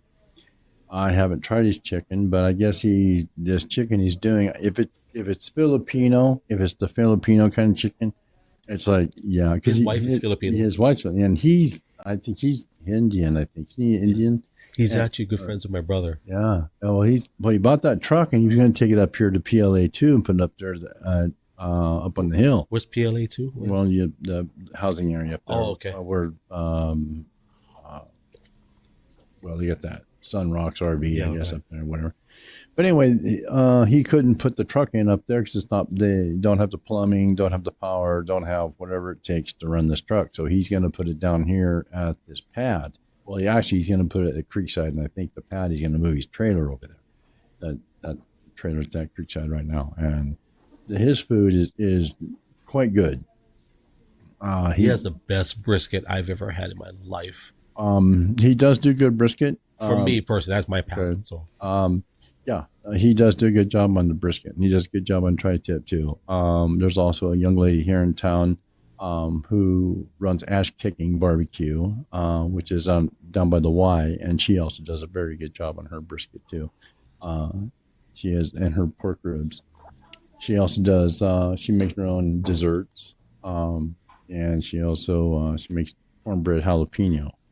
It's cornbread jalapeno. And it's nice, and it's a good little treat there. Jalapeno. What is it about jalapenos, Sid? I don't know, man. Something about jalapenos.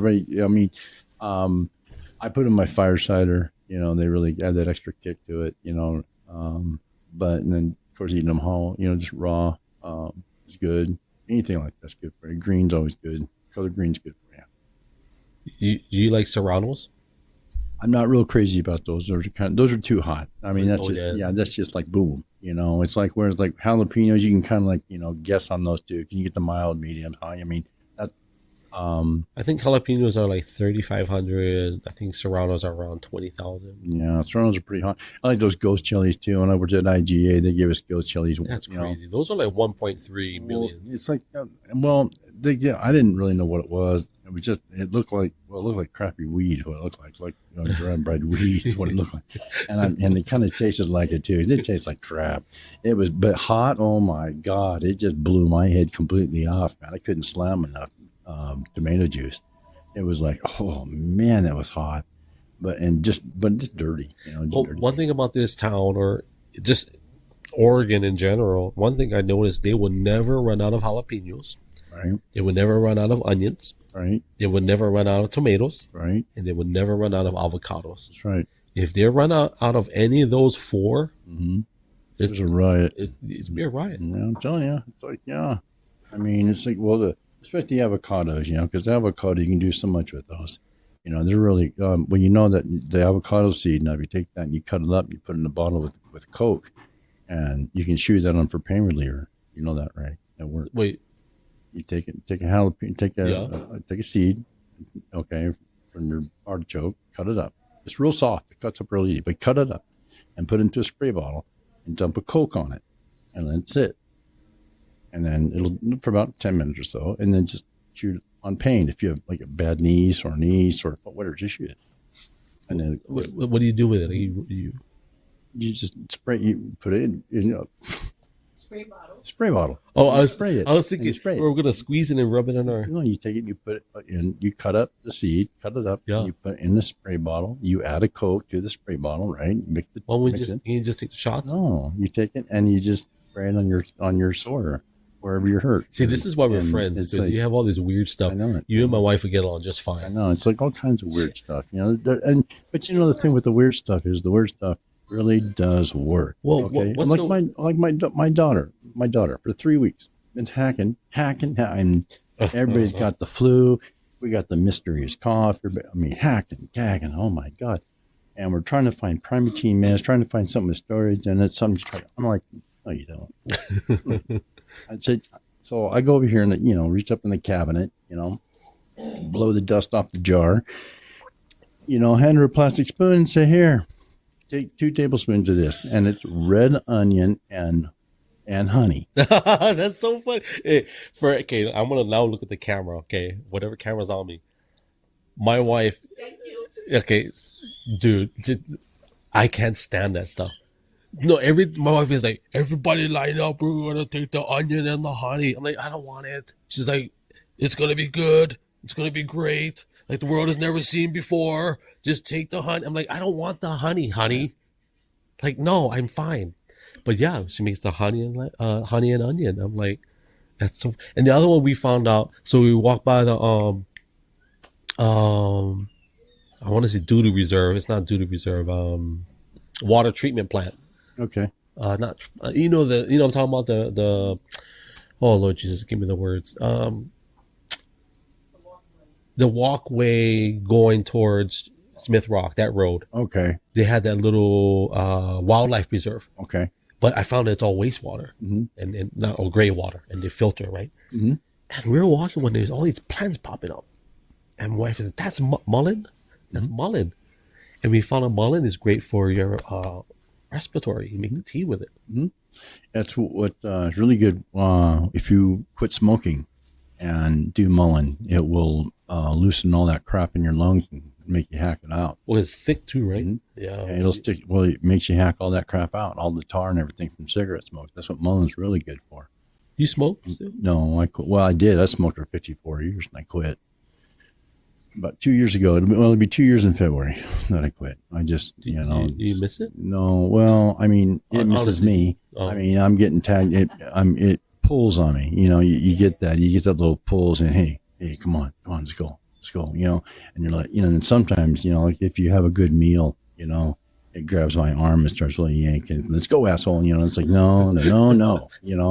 It's like, I can't do it. I can't do it. So, and I feel better, of course, of course, doing natural, keep with the natural stuff, doing fire cider. Fire cider is just a world of good. Can you explain the fire cider for people? Well, it depends. Mainly, there's different routes. There are different ways you can go with it. Mainly what I do is roots. The root, because that's what is going to go through your system and just burn that shit out of everything. And it works. Horseradish, turmeric, onion, lemon, lime, ginger, all mixed, and then apple cider vinegar, and mix it all into a jar and let it sit for 6 weeks, and then strain it. And take 2 tablespoons with anything. You can take it I don't take it straight unless you're tough. I mean, really tough, because it burns all the way down. I mean, it burns all the way down. So all the way down and all the way through? All the way down. I mean, you feel it over to your lower intestine, because, I mean, it just goes. I mean, because, I mean, you're talking roots. You're talking, roots with apple cider vinegar, So it's going to burn. So you mix it. You mix it with, I mix with coffee. I mix everything coffee. I mean, there's nothing you can't mix with coffee except cream. I don't put cream in my coffee, but I put my oregano oil in it. I put my fire cider in it. You don't put cream in your coffee? Oh my God, no. I do not put cream in my coffee. I won't do that. But I'll put fire cider in it. I put honey in it. I'll put 2 tablespoons of honey, raw honey. Yeah. And, you have to use, it's got to be the bee honey. I don't know what can you use wildwood honey, the wildflower honey for? What does that do? No, I think that when they say wildflower, that's where the bees get their pollen from. Well, I don't think they milk flowers for honey. Is that what you was? Is that what you said? I'm trying to figure it.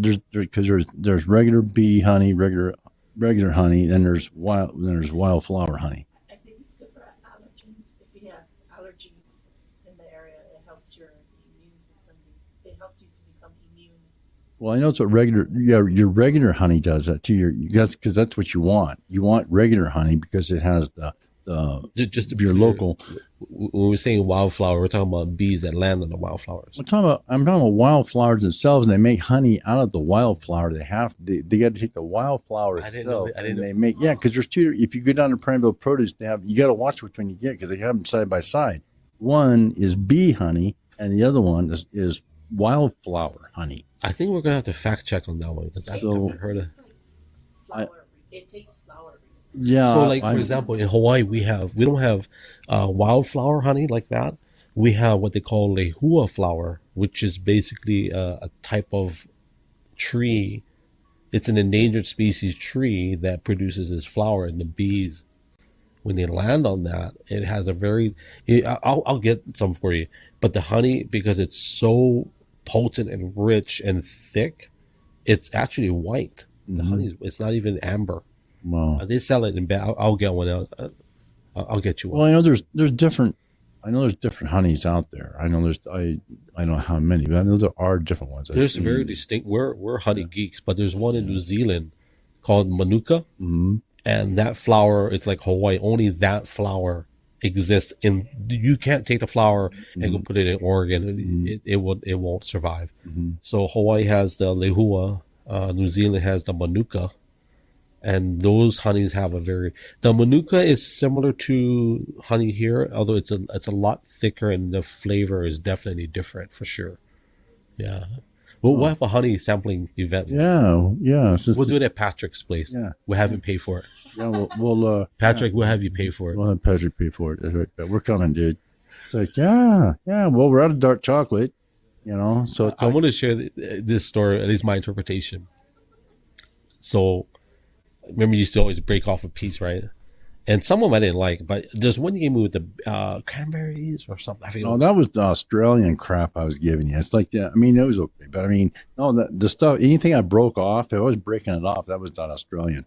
What I gave you was these little squares, the little dark chocolate squares. Yeah, those are the ones that I passed out.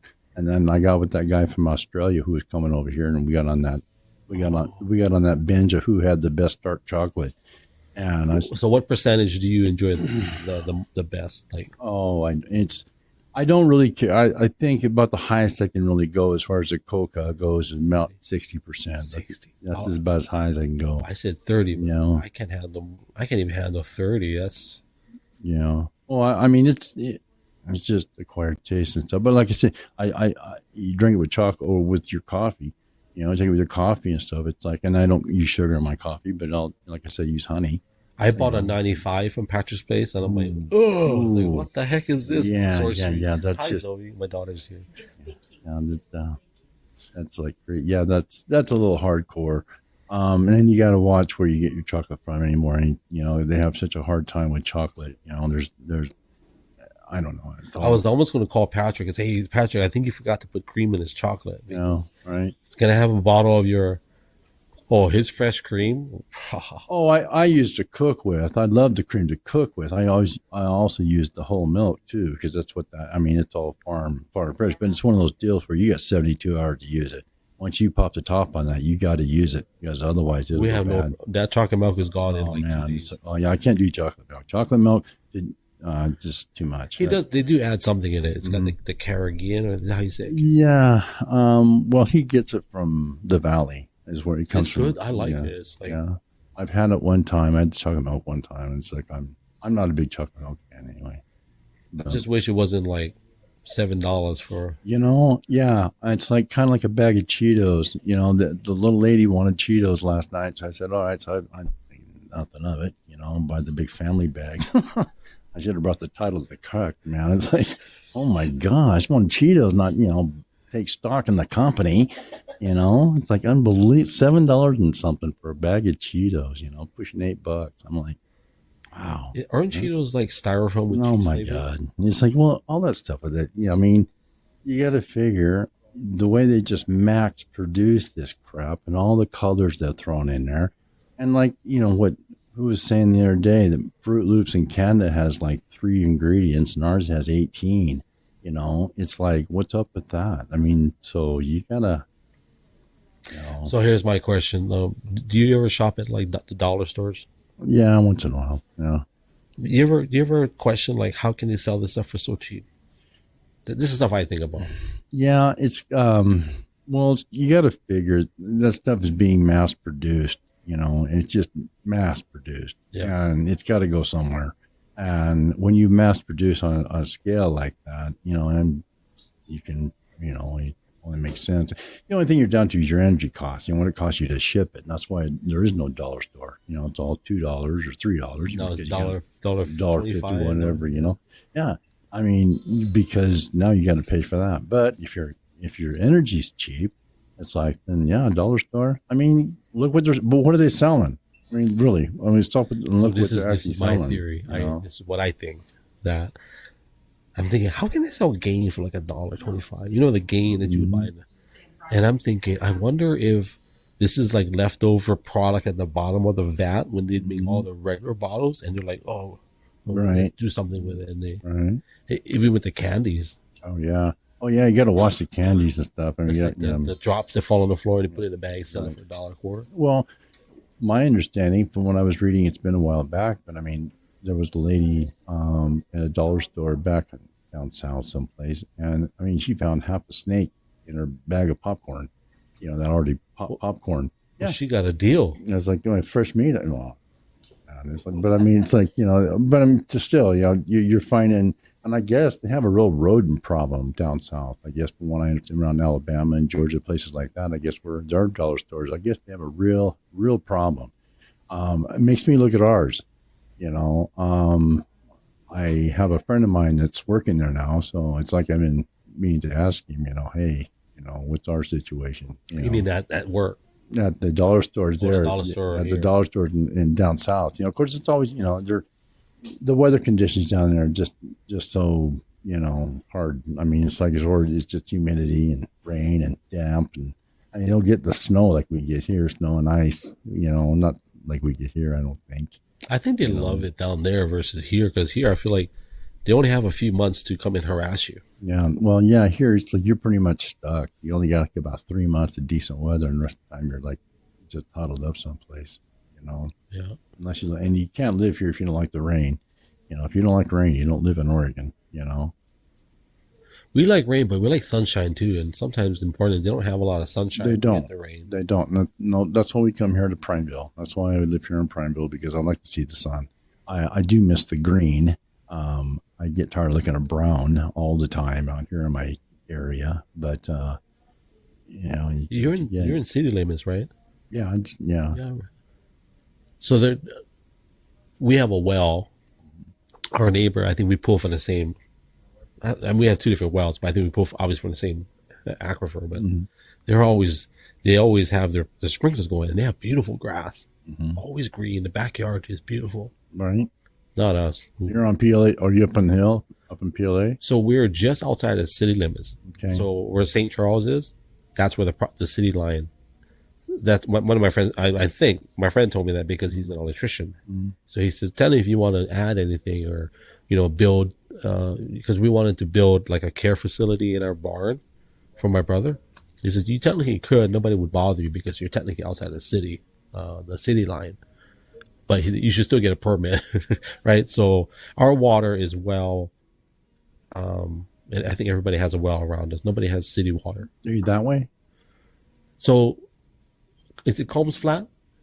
Oh, Combs Flat? Yeah, you're on Combs Flat Road? Yeah, Yeah, we're right back. We're literally right next to where the helipad is, where the helicopter lands. We're like right there. Oh, is that right? Like we're looking up. Oh, good grief. What a place to be. Not that bad. Yeah, as long as he knows what he's doing. Because I've seen some of these pilots come in here. I don't know, man. Yeah, you're not a dust-off pilot, I'll tell you that, you know. You know how much they charge? I'll tell you exactly how much they charge. They charge $7,000. Oh, really? It went down. It was 10. Oh, maybe that's what it is without, because our bill was $7,000, and I'm sure insurance covered the rest, right, or something to that effect. And that would be for a half an hour ride. Right. Oh, yeah, that's expensive. Yeah. That's you'd think they're renting that helicopter from Disneyland, you know, for the price they charge you to fly in that thing. I don't care where you're going, if it, you know, it doesn't matter. It's an expensive ride. Yeah. So, yeah, I never thought of doing that. I mean, if I was extensively traveling all the time on the road, then I would belong to Airlink. It'd be worth the money, you know. But I don't drive extensively on the open road where, I mean, I'm someplace where if I got really too bad, I could probably drag my broken body to a hospital someplace, you know. Well, I feel like out here. So we looked at some land. It's in Prineville. I can't even tell you where it's at. And we'll take a bathroom break after this one. And then we'll play our commercials. But so I don't even know where it's at, but we passed through, I don't even know where, I can't even tell you. I think it's past Juniper Canyon somewhere, maybe in the back somewhere. Beautiful land. But we had to like go off road. And so it was like 20 acres for, I want to say 50,000 or something. So we went to go look at it, and like, it's so out there. Like there's nothing. But I'm thinking, and then there was a family, this dude with his kids, they're like riding dirt bikes in that big house. I'm like, dude, people live out here. You have no electricity, no water. You got to do all that yourself. And his kids had dirt bikes. He had a nice house. And I told my wife, you better be a good pilot and have your own aircraft, or you better be willing to like Davy Crockett yourself. Like if you get shot or you cut your arm, you're gonna, because nobody's coming to save you. Not out there. No, I'm telling you what. I mean, and that's the thing out there too. One way in, one way out. You know, and that's been the biggest scream. And I lost my friend 3 years ago. Two of my friends actually were the ones that died on that intersection out there. and it just backed up everything. Nobody could get in, nobody could get out. And we've been screaming, look, if you're going to build this area, and it really fires me out too, because they're putting all this up in that area, all this housing. You've even got homes up with their own runways. You got people to own airplanes, the whole 9 yards. You would think that they would put in like maybe a gas station or have some like a, convenience store, or hell, even a cheap bar, Well, they do have those things, but they can't maintain them. They don't stay in business, So very seasonal too, right? Well, I mean, it can be, but I mean, you got people who live up there 24/7, and it's like, I don't know. I don't understand the reasoning behind whoever makes these, whether it's county, whether it's city, whoever makes the decision. But I mean, like I say, buying a brand new food truck, you take it up there to hook it up and all. I mean, you go through that expense, which are like $80,000 on all those trucks. I mean, they're not cheap. And it's like, you roll it in, it's like, oh, no, you can't have it here because you don't have this, don't have this, don't have this. So, I mean, now personally on the bottom level of that, I would have reconned that before I went and spent $80,000 and going to buy a truck and move it in here, make sure I can do it. Yeah. I mean, that's just me. But at the same time, it's not like no one lives up there. And it's not like property up there is not for sale. It's not like people aren't coming up there to buy property and to build a home. And like you said, you move in there and there's no road. So there is no power. There is no sewer. There is no water. I mean, people that come here to want to live, I have people from Florida. 2 years ago, I had some people come out here from Florida. They sold their business in Florida. They had a business in New York. They sold it too. And they came out here and they bought a dude ranch out in Spray. Okay, Spray, I don't know how many acres they have out there. I don't know, well, who cares? I mean, it's just nothing out there. Sagebrush and rattlesnakes, is all that's out there. But they're making a go of it. They want to make a dude ranch out there, or the equivalent of. And it's like, wait, what's a dude ranch? Well, just like a bed and breakfast sort of thing. But I mean, someplace they want to have horses. I mean, somebody go ride your horse and I don't know, archery hut, shoot your rifle, sighting your rifle. I mean, you may as well because you got like a bazillion miles of nothing, so you may as well. But I mean, this is something they're doing. And coming from Florida, I'm thinking when they first showed up, and they'd never been here to Oregon, had never been anywhere, and I'm like, oh my God! I'm thinking you're coming from Florida to Eastern Oregon. It's like, okay. Well, of course they bought other property too. So it's just not here, but they have a resort up in Washington State. They got another one in Colorado, I think, something. So there's people with money. There is, and yeah, and it's like here we are, and they're setting it up, and it's fine. I don't know who's going to patronize it though. That's what gets me, unless they're coming from out of state. Yeah. I don't know. I do know with Facebook being here, and of course Apple, Prineville has better cell phone coverage than Bend does. Yeah, is that right? So somebody's got money, right? So because the speeds that I got on my phone, they don't even have it in Bend. Oh, is that right? Yeah. So somebody's got some authority. Well, yeah. I mean, with Meta being what it is. Oh yeah, that's right, Meta. With it being, you just don't know what's going on with that. I mean, because with the Hawaii fire, nothing got rebuilt except for Zuki. He went in and put some multi-million-dollar little, housing unit on there, some bomb shelter or whatever. You know how much it would cost? After this, did you find that in the Ekoma Mai? Okay, so we'll do a bathroom break after this. But it costs, I think they averaged it out maybe $6 billion. Let's go high. Let's go now. If they had $9 billion, they could build everybody their house again. Just in Lahaina. That's it. That's crazy. And how much did we send to Ukraine? I mean, just give us $10 billion. And give $10 billion to North Carolina. They can rebuild whatever they need to rebuild. And then you can but take care of your kids first. Yeah. It's amazing how we prioritize who gets money and who doesn't. And of course the crap's hitting the fan with FEMA being told to bypass Trump supporters.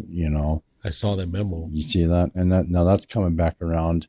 That's just how you're supposed to forge unity with that kind of attitude, and you're not. Yeah. So. But no, that whole thing up there with North Carolina, my understanding is BlackRock came in and offered offered money for those properties, and people said no.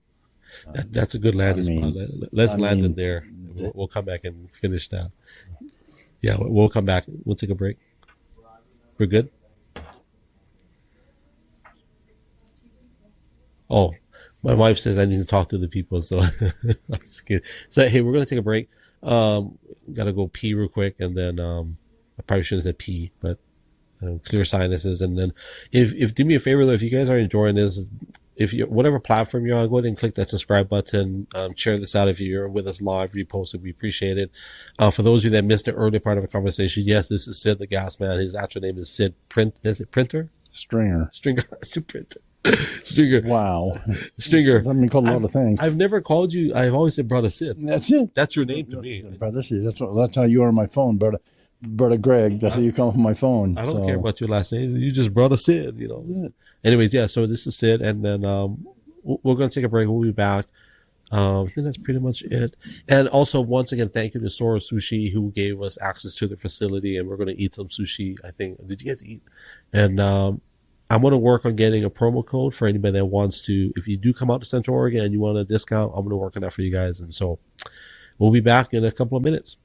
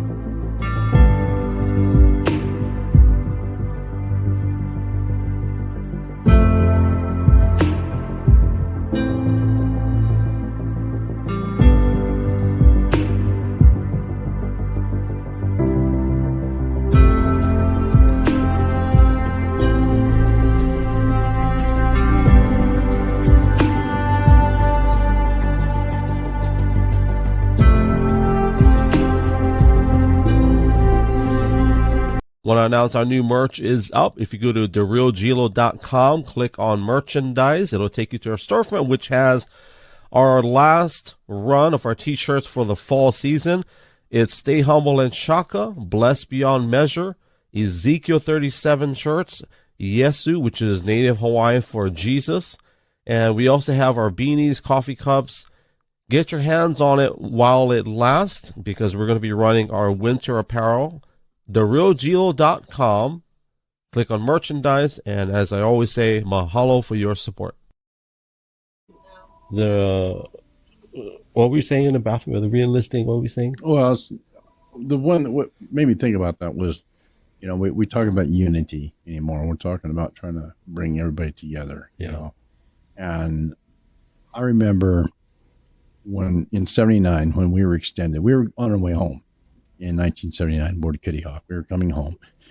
We were in Subic Bay, Philippines, and across the bay was what they call QB Point, and that's where the aircraft were at. And we were working over there in launch cover, and you could look across the bay and see the ship, And one of the electricians at the time had a radio in the Quonset hut we were working out of, and Armed Forces Radio and Television comes on, and top story of the afternoon, USS Kitty Hawk's been extended to the Indian Ocean for an indefinite period of time.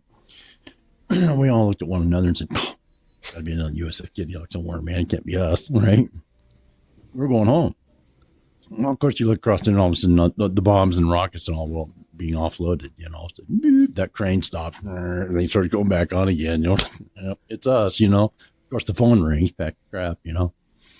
So, but nobody. I thought, oh man, because we were going home. I mean, we already done 6 months, and we're, and I'm thinking, oh man, here it comes. They're going to pull this extension on us because the Iranian crisis, the hostages had been taken, and everybody was just, gung ho, let's go. We had everything loaded up. We were on that ship. The Kitty Hawk had a bent screw out of one of the shaft, propellers, what they call them, screws. Well, anyway, one was bent, and I'm telling you what. Who bent it? Well, I don't know.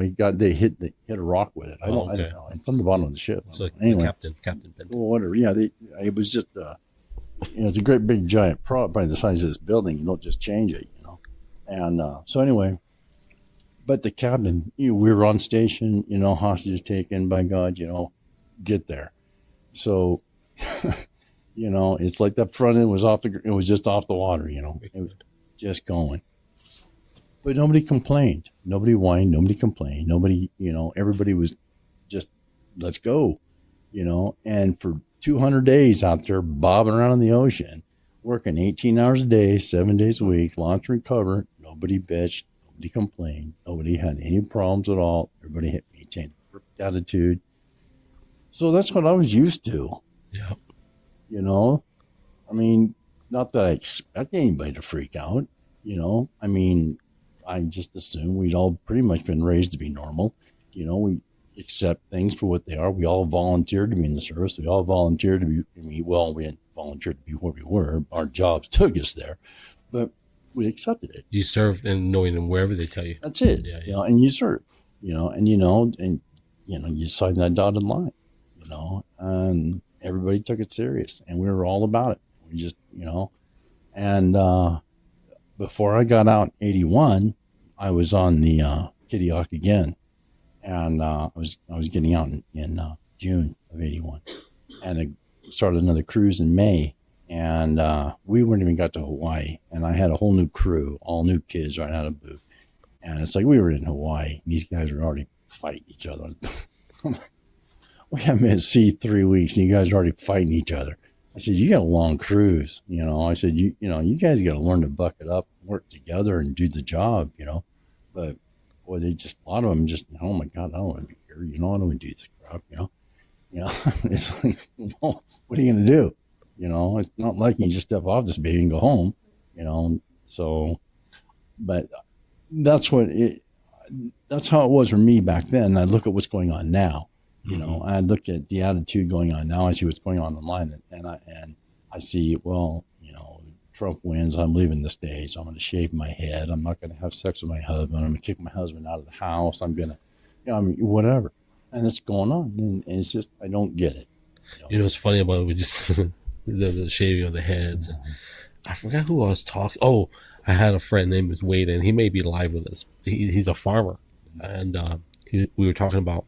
I think like we're talking about alternatives to like composting, and we're talking about there's a lot of hair. If you get hair, it helps. You know, with the soil.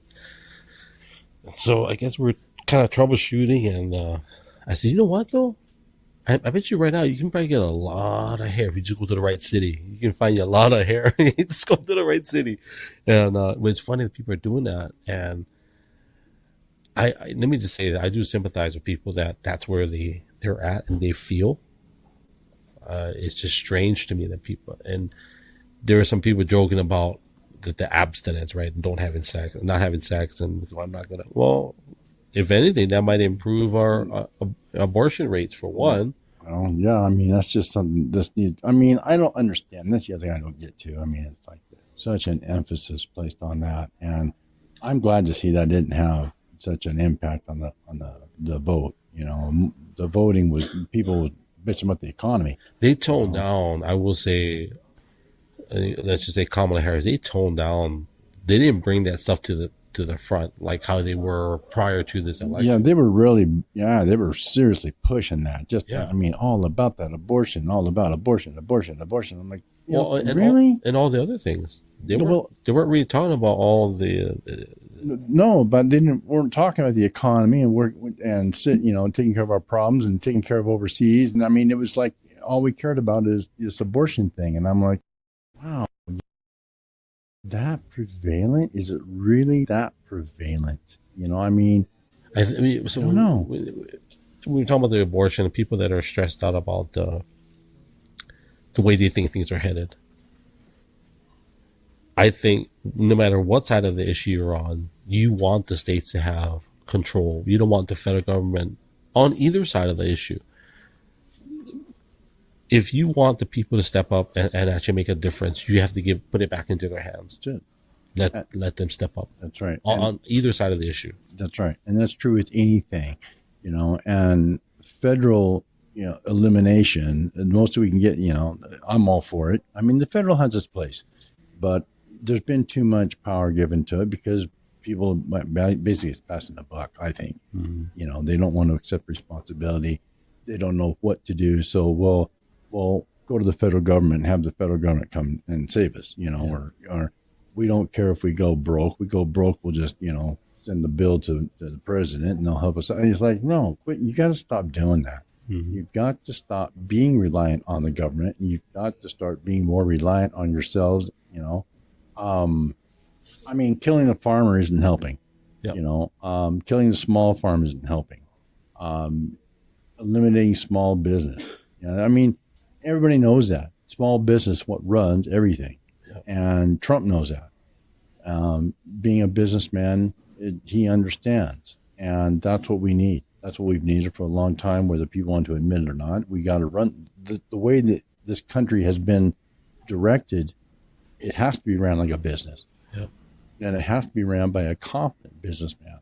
And with this time around, we've got it. I mean, we had it before with Trump, but he didn't really have the experience that he has now. He didn't have the time to look at it, see what's going on. And he was honest about that with Joe Rogan, where he said that, I trusted the people, mm-hmm. right? Which is important. I trusted who was recommended but he also said, I didn't know who they were. Right.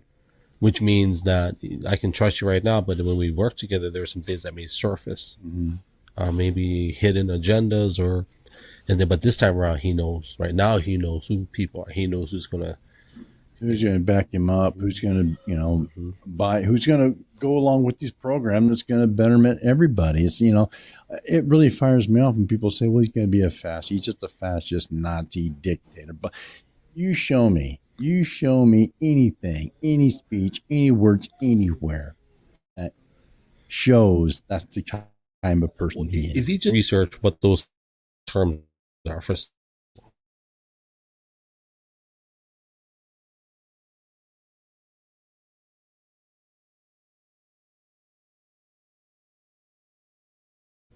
these positions, mm-hmm. any true fascist or dictator would, in his right mind, would never eliminate any federal positions. Mm-hmm. That's right. Yeah. I mean, it's all about big government, you know. Yeah. I mean, for 50 years, that's all Hillary Clinton screamed. But balance the budget was cut education and raise taxes. Now, I'll play the bad guy. I can say, well, he's still a fascist because maybe he's going to trim the fat and focus on what he really, his true fascist agenda. They could say that, which is just ludicrous to me, because if you're saying that you're going to cut all these programs, let the states handle it on their end, and then now you're saying, no, now he's going to focus. Well, that doesn't make sense, because you're giving the authority back to the people, which means they're going to be more aware, they're going to be more involved, more active, and they're going to be watching. No doubt. And it's the best thing we can have here. It really is. So I don't think that that's crazy. But, you know, the fact that he said now this time around, now he knows who is loyal, who's willing, and not loyal to him. Although here's the funny thing.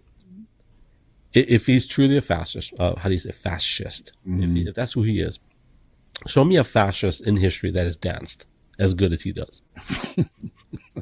Just saying. Right. I'm going to practice doing I mean, come on, let's be like, I've never seen Mussolini, Hitler, none of them danced. I've never seen Clinton dance either. Yeah. But so I'm thinking we're on a good track. You know, personally, I'm thinking we're it's going to be 2 years, a little rough, trying to get things organized and straightened up. But we got to have the people. We just need the unity of the people. The people themselves can just join in, take a deep breath and say, okay, here's what we're doing. Let the government start dropping the cost of energy. Once that starts going down, and what gas is, I saw an article today, gas is supposed to be less than $3 a gallon by Thanksgiving. Where? Well, I don't know. Well, it's less than $3. It's $2.89 in Bend right now. No, you guys. In Prineville, we lead the pack, man. We lead the pack. Your beer, gas cigarettes is the most expensive gas. Yes, we are. I am on average, my gas station runs about almost $1 more than everybody's in town. Us and Chevron stay pretty close neck and neck, but you got to look at what you get, though. You guys are 24 hours too. We're 24/7. We have cold beer, lots of cigarettes. My pretty face hand you all kinds of treats. You know. Well, you're the only gas station. That's it. Once you pass, that's all you got. Oh, that's it, man. Yeah, I'm your last one out, or your first one in, depending. You know, it's like, oh yeah, I've had some real coasters come in. Thank God you're open. Oh yeah. The thing is, I don't look at the price. I never. I don't either. I just whatever the total is, that's what it is. That's what I pay. I know. I go up there when I buy gas. 2 people ask me, you know, what's the gas at? I'm like, I don't know. I mean, you're going to spend $1 extra driving around trying to find a cheaper. Well, that's it. You know, so it's like, you know, of course, with our station too being hunting season, we have the largest station, so we can accommodate all the big trucks and trailers and everything. So, I mean, personally, if I was in charge, I wouldn't be charging that much. I mean, I wouldn't charge $1 more, or you know. But, well, you guys are consistent, so that's good. At least we know. You know, we know that you're the most expensive in town. Well, that's it. I mean, I mean, either us or Chevron, but we're guaranteed to be expensive. You know. Well, it's what you said earlier. I heard you. But it's like you don't play with our emotions. That's it. I know you guys are going to be $5 a gallon. It doesn't matter if we're in recession or we're in surplus. You guys are still going to charge. And of course, we get to sit with Sid and hang out, talk story. And then you guys got taco time, right? So nobody else has taco time. That's it. We have taco. We're the only one on this side of the mountain, and they joined DoorDash. So I talked to I don't know the girl's name, but I said, I'm really hungry because I was, picking up an order. I'm like, I need something now. Do you have those tater tots? And she's like, what? I said, those tater tots. You have those tater tots? She goes, you mean Mexi fries? I'm like, yeah, whatever. She goes, they're Mexi fries. Right. I'm like, oh, okay. Well, whatever. So I eat them. They're tater tots, dude. It's got a little sprinkle of this whatever Mexi seasoning. I shouldn't be eating them anyway, so that's my fault. I mean, they're okay once in a while, once in a great while. It's like, they do a good job. As far as fast food goes, the advantage is Taco Time does not freeze. All their stuff is basically vacuum packed. So the only drawback I have with them is their rice. And when they make their rice, they got to make a bunch of it because so many of their products take rice. And that goes. I mean, rice when it's pre-made and put in a bag, and So I know we're talking about the state of our country and our nation, but before we continue that, I meant to ask this earlier. Why, and this is a funny one for me, but why is it that white people love Mexican food so much? Well, what is it about Mexican food? It's cheap and it's easy. Okay. Because here's the thing, like, and I just want to be very public that I do love Mexican food now. I did it when I first got here. I ate it. I didn't like love it. Now I'm like, I want to go to this place called Rigoberto's, just order food, and they have these onions with the serranos, and you can eat it as a side. I love that. But like, there's so many other foods out there. But I guess now you kind of answer my question. It's cheap, easy. For the most part, yeah. And I mean, it is. I mean, and as far as like your food trucks go, you got to try your different food trucks as far as like Mexican go. And here in Prineville, right over here, behind the patio, Coco's food truck.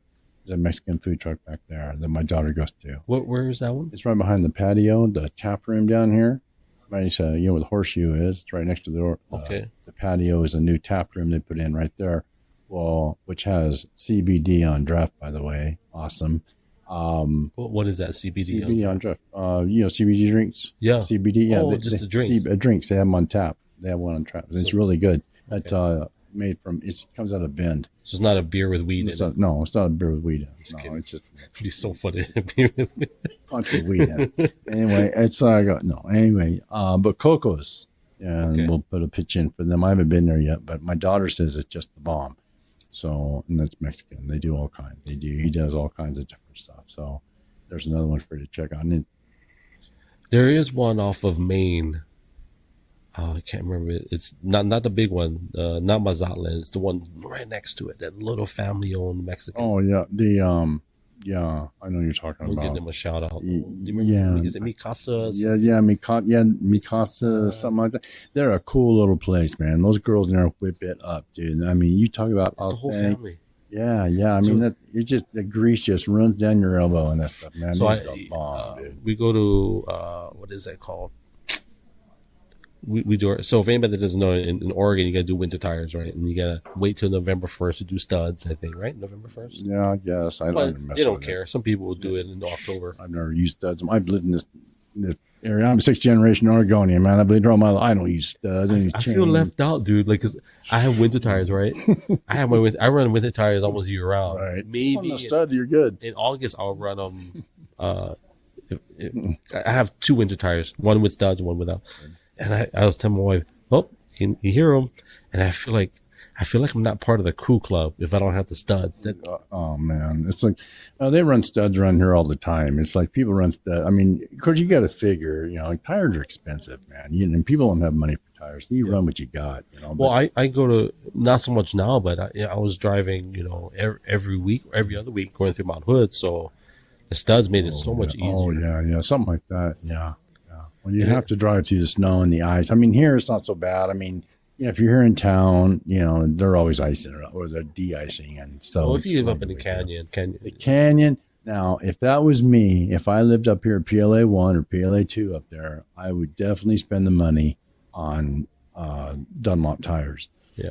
I would get the Snow X Dunlop tires. Yeah, they're $300 a piece, but I don't care. I mean, they don't slip, they don't slide in black ice. I'm on them, dude. And that place is bad news up there. PLA 2, I mean, that's bad, especially in the And winter. it never defrosts at all. If it's ice, About July, 1st of August, it thaws out because it's all ambient temperature. I mean, there's so many of those sharp corners up there, and they don't run the de-icer up there. They only do the one main road and to a point, to Jasper Point, and then that's it. And it's like, and then from then on, I got Which I people know.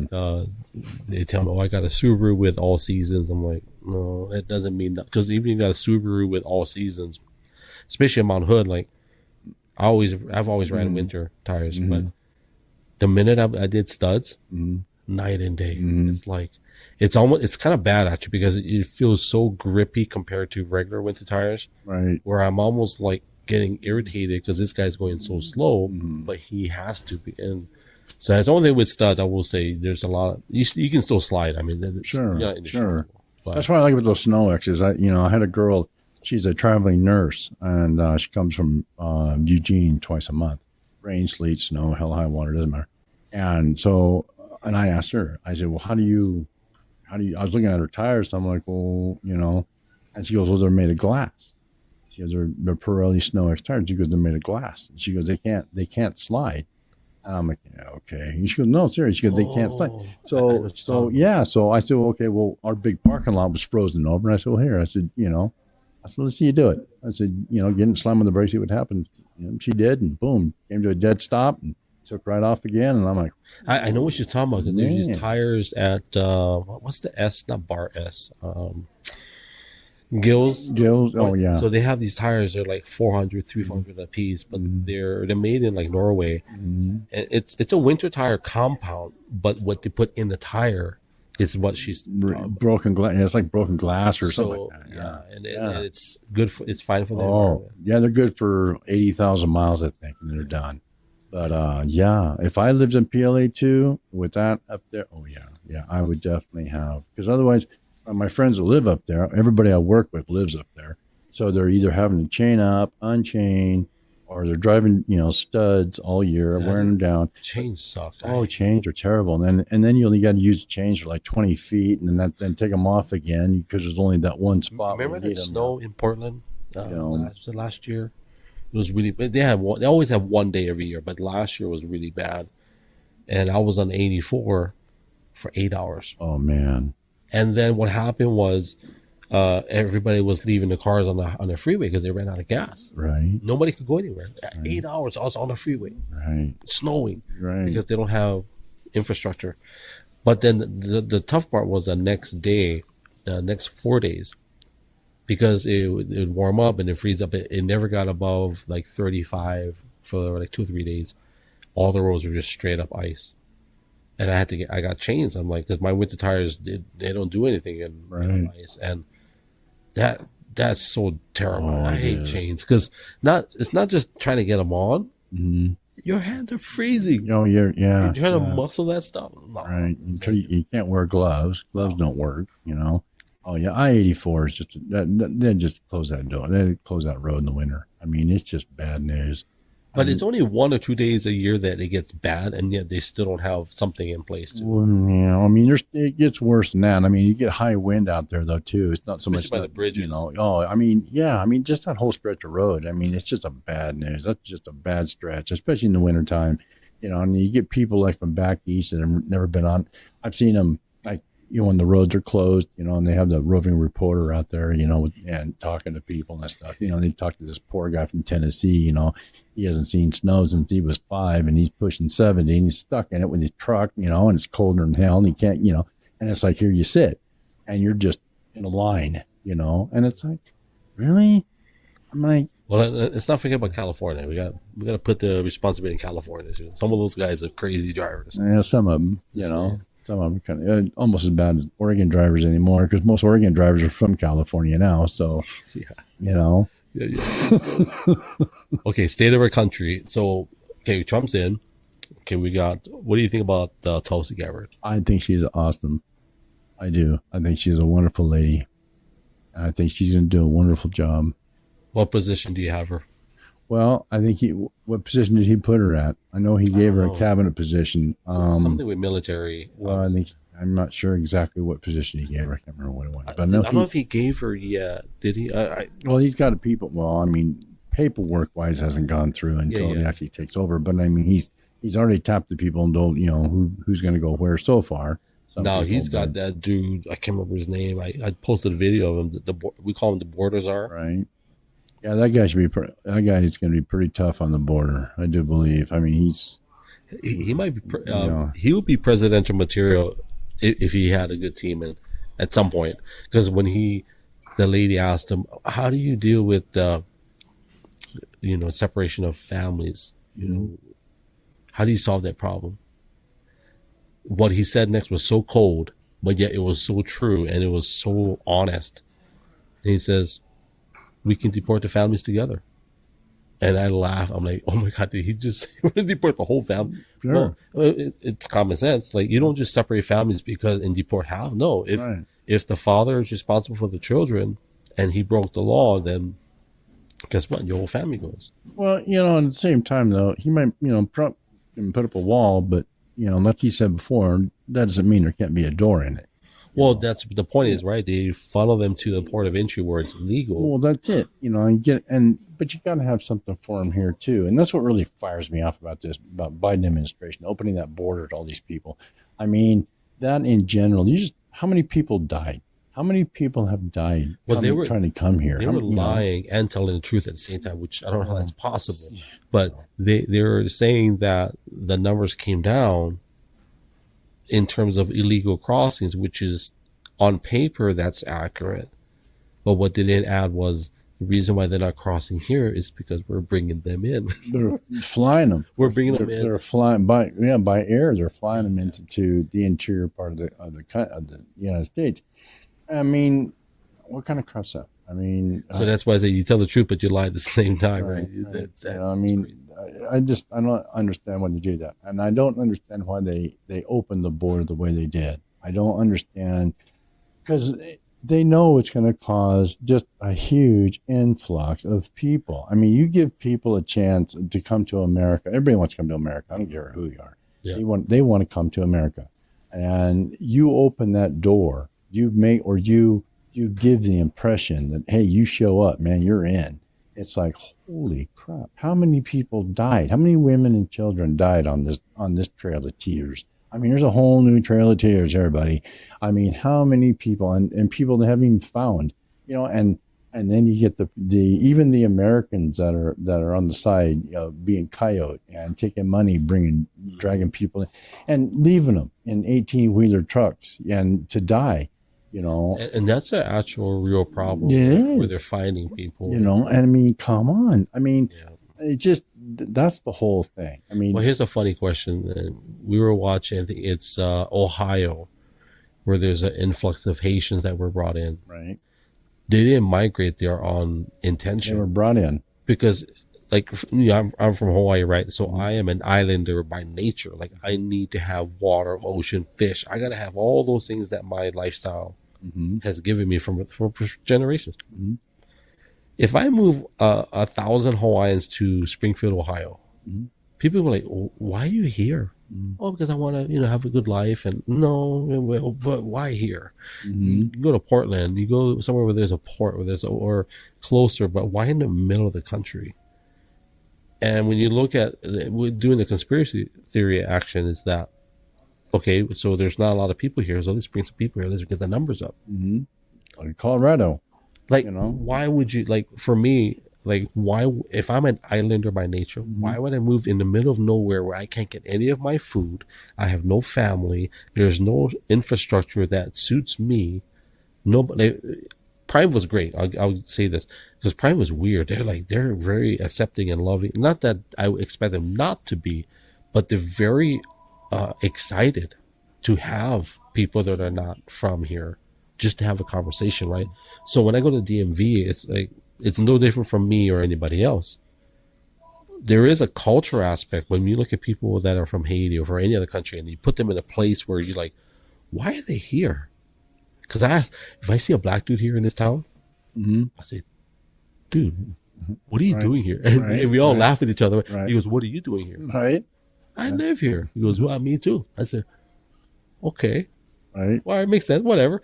But when you see a whole bunch of them, why? Because there's nothing, there's a great cook in town, baker, I can't remember her name, a black lady, amazing. She's a baker. And so her and my, Twisted llama. Yes. Oh, she twisted llama? Yeah. Oh, yeah. Good food, right? Yeah. So I asked her, I said, right. How did you end up in here? And she kind of looks at me like, not offended, but it's kind of relates, right? And I'm sure she was thinking same thing of me. Why are you here?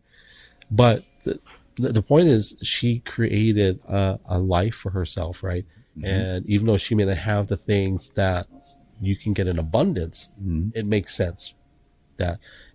But when we talk about on a political scale, when you have thousands, 10,000, 20,000 that just out of the blue in the middle of the country, it's all inserted because I mean, they're put there to vote Democrat. Okay. Yeah. I mean, and that's what's sad. I mean, like I said before, okay, bring him in. I open the border, bring everybody. I don't care. Bring him in. Fine. But somebody needs to say, look, don't vote for the Democrat, vote for the Republican. All right. That's what Carrie Lake should have done. That's just, hey, don't vote for them, vote for this guy. Okay. If you explain to them what's going on, because you're taking people from a socialist country and they think they're just automatically going to vote socialism. They don't want socialism. They're coming to America because they want freedom. Well, the freedom waiting for them is not freedom. If you would have had Harris or Biden, that wouldn't be It's funny you say that because Boy, the owner of this restaurant, I was talking to him last week. He says, yeah, China, nobody wants to. He loves his home country. He loves China. His mom and dad still live there. Mm-hmm. He says, but it's terrible, the governmental system. Mm-hmm. Oh, yeah. And this is just last week. He was telling me that he has 3 restaurants here, right? Mm-hmm. He has this one and 2 in the valley somewhere. Mm-hmm. And then his business partner has 2 or 3 just in Central. Mm-hmm.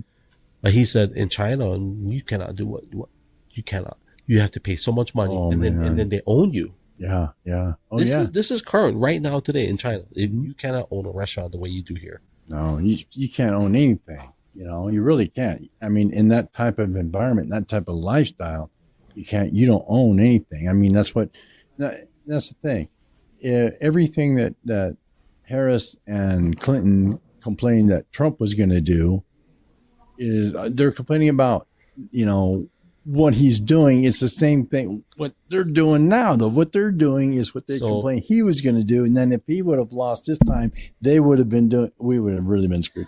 Because, all the crap they were saying, the fascists, that all would come around. Well, the authority that they said that he would use, right, in terms of weaponizing the military. Yeah, right. So in September is when they made the amendments for the Department of Defense, for the Pentagon. And that amendment was, and I know people are going to call me out, fact check, but in a nutshell, that revised the authority that the military has should an event arise. And it doesn't say shoot to kill Americans, and that I'm sure it's in there somewhere, but that's not really what it is. But it does give them that authority. Well, it sure does, because you when you say your oath for the military to protect against foreign and domestic. Okay, and there you are. And domestic. Domestic. You're the domestic. Okay, so, but, is that really going to happen? Well, for them to say that Trump was going to exercise that, it's ironic that, you're the ones in power right now, and you have the authority right now. That's right. So it's like, but why would he do it? Why would Trump do anything derogatory that they say he's going to do? Why would he do that? The guy's a billionaire. Well, a trillionaire now with True Social. Guy's got more money, knows what to do with, really.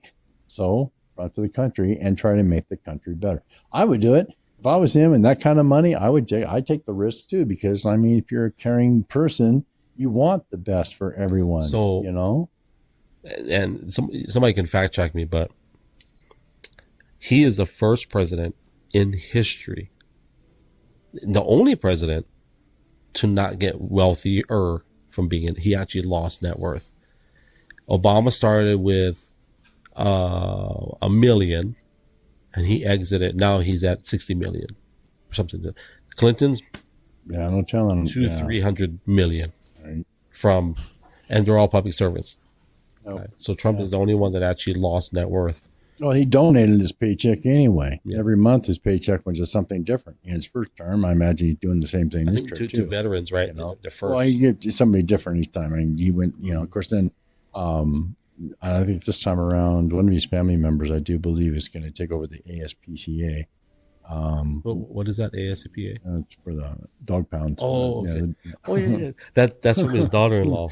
Yeah, she's really into. I heard him say every time she comes home, she has a different animal or something. She's dragging in different dogs or something. It's like, I've always said that too. If I won the lottery, you wouldn't know it, but there'd be signs.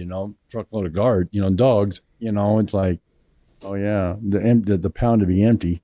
There's a great video of him. I think the Special Olympics came in to his Oval Office first term, and they had basically they were praising the Special Olympics medalists. Mm-hmm. And if you watch that video, it's so organic, so heartwarming for him and he had a real conversation like, like asking the question, how did you do? So do you feel good that you won? And then this one girl said, yeah, my I guess her parents passed away, both parents passed away. And he looked at her and he says, well, your mother is proud. She must be very proud of you. And for him to say something like that to someone that's, I think she had Down syndrome or something, it was one of the most heartwarming videos, and the way they characterize him. This is what bothers me is that this election cycle, what we say, fascist? They call it fascist. Fascist, whatever. Nazi, homophobe, yeah. all these terrible things. Taking him to court, suing him, impeaching him. He's a convicted felon now, supposedly. And then as soon as he wins the election, what happens the following day? Obama, everybody goes, hey, I just want to congratulate you for winning the election. I'm like, the day before, you were just calling him a threat to democracy, and now you're congratulating him? Yeah. That bothers me as like. Yeah, that kind of gets to me at times. The way they go at each other, like the way Clinton and Obama went after each other and pointing fingers and shit. And then, of course, then Obama gets in and she gets to become what she was. What she got? He gave her what she was something. I can't remember. Now. She was. What the hell was she? Not defense secretary, but what was she? Oh, UN secretary. Was she UN? Was she something? Foreign aid, yeah, something like that. Something funky. Yeah, something funky. And that's where she gun run, with out of Libya. She and Holder and Obama did that, whatever kind of gun running bullshit. So to me, Libya. either Secretary of State. That's what it was. To me, like either you believe that he's a threat and we got to get rid of him at all costs, or you were lying. Yeah. So the one that I will say about Trump. And I'm not a Trump fanboy. For anybody, I do agree. With what the issues he represents. Now, here's one thing I find funny. Joe Rogan asked Trump, who would you put in your team? When Trump said, well, honestly, there's a lot of guys that I trusted. I just didn't know them. Mm-hmm. And there's a lot of guys that I liked and some guys I didn't like. And he says, and I still don't like them. I don't even like them today. Mm-hmm. And I don't think Trump would be two-faced in that respect of, like, for example, calling, like, for all of the left to call him all those things, and then the day he wins the election, like, oh, we just want to congratulate Trump on I'm thinking that makes no sense. If I was a voter on that side, I'm like, wait, you were just telling us to vote for Kamala because Trump, now you're telling him congratulations? Mm-hmm. Something fishy. You know what I mean? Like, well, in a way, I mean, it's kind of like, shaking hands at the end of a baseball game, and meeting in the middle of the field, it's kind of like the same thing. I mean, so that I agree with, but I mean, you kind of have to accept the responsibility that you lost. I think the way they went about it is crappy too. I think the way Kamala Harris went about it, her concessions, waiting so long. I mean, what are you waiting on? If I was there that night and I was waiting for her to come out, and then they sent some dude to come out for 2 minutes. Yeah, see, I mean, that sort of thing too. That just like freaks you out. I mean, that's just disrespectful. I mean, and of course, the whole gig, just appointing her right off the top without having an open process. And then you got Nancy coming out here right now. Oh, we had an open process. Anybody could throw in the head. No, Nancy, you kicked his ass out, and you know how crazy it would be if, let's pretend for a moment that whoever, any political leader, they make a mistake, or they lie, or they do something really bad, and they come back the next week after they've had a visitation from God, or they almost get shot, killed, or maybe they lose a child and they get humbled to such a point, and they come up to the mic and they say, you know what I did last week or this month, or I know I was wrong. I just want to tell you I'm sorry, but I want to make this better. My question to any politician is why are they afraid why are they afraid to be like that? You know what I mean? It's like if I hurt you, I'm gonna go up to you and say, hey, Sid, I'm sorry, brother. I didn't mean to hurt you. I know what I did. We don't have that in government. No, we have too much following along, too much, and I don't like that idea at all. And it's like with the state, federal government, we don't have a lot there, but the state is where we need to focus. And it's just like right now, Wyden is like one of the most senior people in Congress right now. That boy's been here since like 81. Okay. And I'm like, really? And I'm kind of like looking at this state going, what do we accomplish? What state is he? Oregon. Wyden, yeah. He's been one of our Democrat congressmen. And since 81, he's been in there. And it's like, there has to be, and we talked about it because Hawaii had one of the longest, if not the longest running, along with South Carolina. We had Senator Dan Inouye, who's military service, and then Strom Thurmond in South Carolina. I think they were pushing 90 before they passed away, and they died in office basically. right. But part of me feels a lot of that is that they're kept there. I don't think they're elected. I know we do elections, but I think they're kept there because there's some projects and agendas that can't get done in a term. It's going to take a while. That's my opinion, because it doesn't make sense that Mitch McConnell, brother man, we know he had a stroke. Yeah, Come on. right. He wasn't just having a moment of brain fog. That's not brain fog. He literally had a stroke standing up, like, Right. and they had to come and grab him. Like there's something funky about our government where they keep people there. It has to be an agenda where they're like, you know what, we're going to keep you here until we're done. Well, I guess the main thing that for Nancy Pelosi was she was such a huge fundraiser. That was the main reason it kept her, because she, I guess, had just magic tongue. She could draw cash from everywhere. So Magic tongue for sure. Yeah, whatever. I don't know, man. But she was able to get money, and that's the reason they kept. They held on to her. And my understanding, she's pretty much, I don't know, I think she's walked into something in California. Yeah. And then of course Adam Schiff down there too. But and then the other thing on too, talking about California, like with Newsom and like New York, the blue states that are going to go against Trump. We're going to stop him. He's not going to take our people. We're going to stop him. Blah blah blah. Again, it kind of shoots the unity thing out the window. Yeah. But at the same time, it's like, really, what's being accomplished?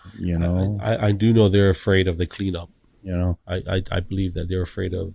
Well, I don't know. I mean, how can you afford to live like that? I mean, how can you afford to look out your window and see people living on the streets and be happy about it and know you're collecting money, you're being paid to do a job? Yep. It's like, really? And crapping in the street. I mean, it's like, businessmen walking on the sidewalk. And I mean, I've heard those complaints, I mean, you go take a step and oops, Well, they have an app for that. Yeah, they do. I guess my daughter was telling, she went down there to I fact checked it. There actually is an app. Yeah, there's an app to tell you where not to step, but it's like, but then what? Okay. So the pooper scooper shows up and he picks that stuff up. Where's it go? Well, the fact that they have an app. Well, yeah, but at least they got an app. But I mean, where's it going though? Did they just scoop it into a just regular garbage can? I mean, come on, man. Maybe they put it at the governor's store. The governor. Yeah, right. I don't know. It's not the governor bring the garbage can. I mean, that's what Newsom needs to be doing. He needs to be driving the poop truck. I mean, if you're going to push it, you give Trump enough time, he'll drive the poop truck. Well, you know what? Yeah, I mean, he's got the experience, right? He probably still got the vest. He already drove. Yeah, he drove the he's already garbage truck. He drove the garbage truck. Probably still has the vest. And he needs to get his name on it. You know what I said? I said if Trump puts on a squirrel costume, he got it. He should have put on a squirrel costume. The election would have been done a lot quicker. Oh man, yeah. Okay, so with Tulsi Gabbard, this is probably the first time I'm saying this publicly, but I'll throttle my thoughts on it. But there are some people that I don't know yet in his administration that he has. I do like what. We talk about people saying, if they're willing to say, I'm sorry, or be honest, right? I will say, and people have vouched for him, is Bobby Kennedy Jr., Robert Kennedy, and then even his running mate, Callahan to Shannon, his VP of PIC. Mm-hmm. She came out and said, I just want to tell you that I'm sorry. And she said that in front of the people. I want to tell you that I'm sorry. And she was saying as a leader that we allowed this to happen to where it got so bad. She's the first leader I from my recollection to say, I just want you to know that I'm sorry for the way that we've been running our government. It should never have got.